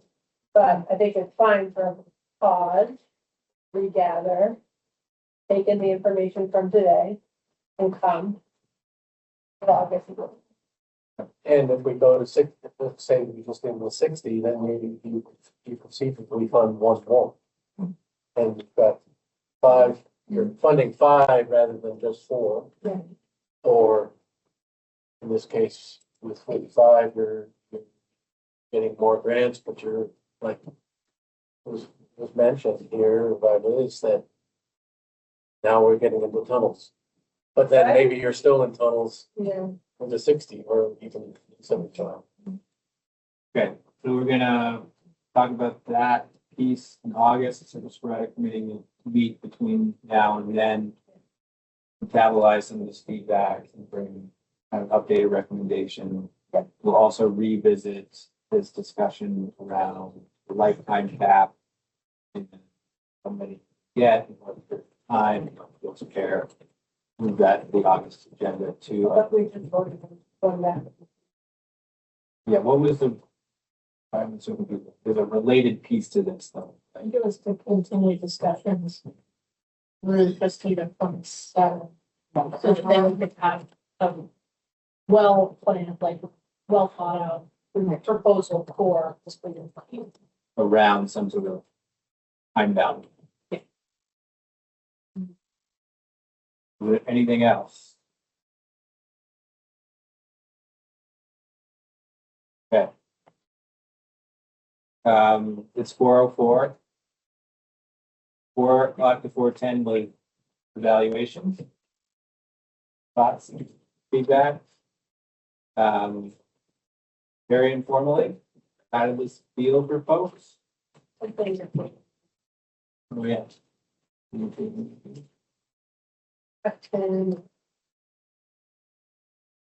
Insights on the wonderful thoughts.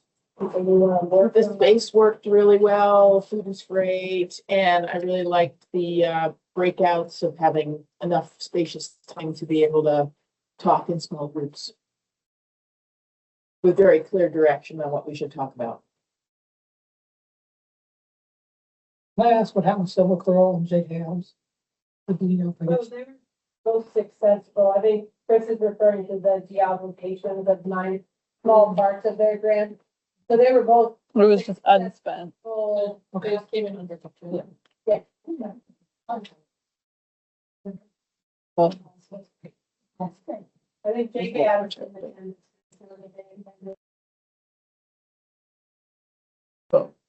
Okay. Project. Discuss that later. Thank you all. If you have any feedbacks, anything that you like, think went well, things should be changed in the future, you can message me, you can message Elizabeth. Whatever feels appropriate. So appreciate everybody's time, spending a full day working on this. I know it's never easy, but it means a lot, and it's really what makes the program what it is, with all of your investment of time, expertise, passion. So thank you all for that. Elizabeth, Claire, Lily, all your hard work. All on the Zoom screen, and then in person in August. No meeting in July. July is. Welcome to Dan and Lindsay. Yeah. To be official, we need a motion to adjourn. Thank you. Second it. All those in favor, say aye. Thank you all. Great. Shut up. I'm a.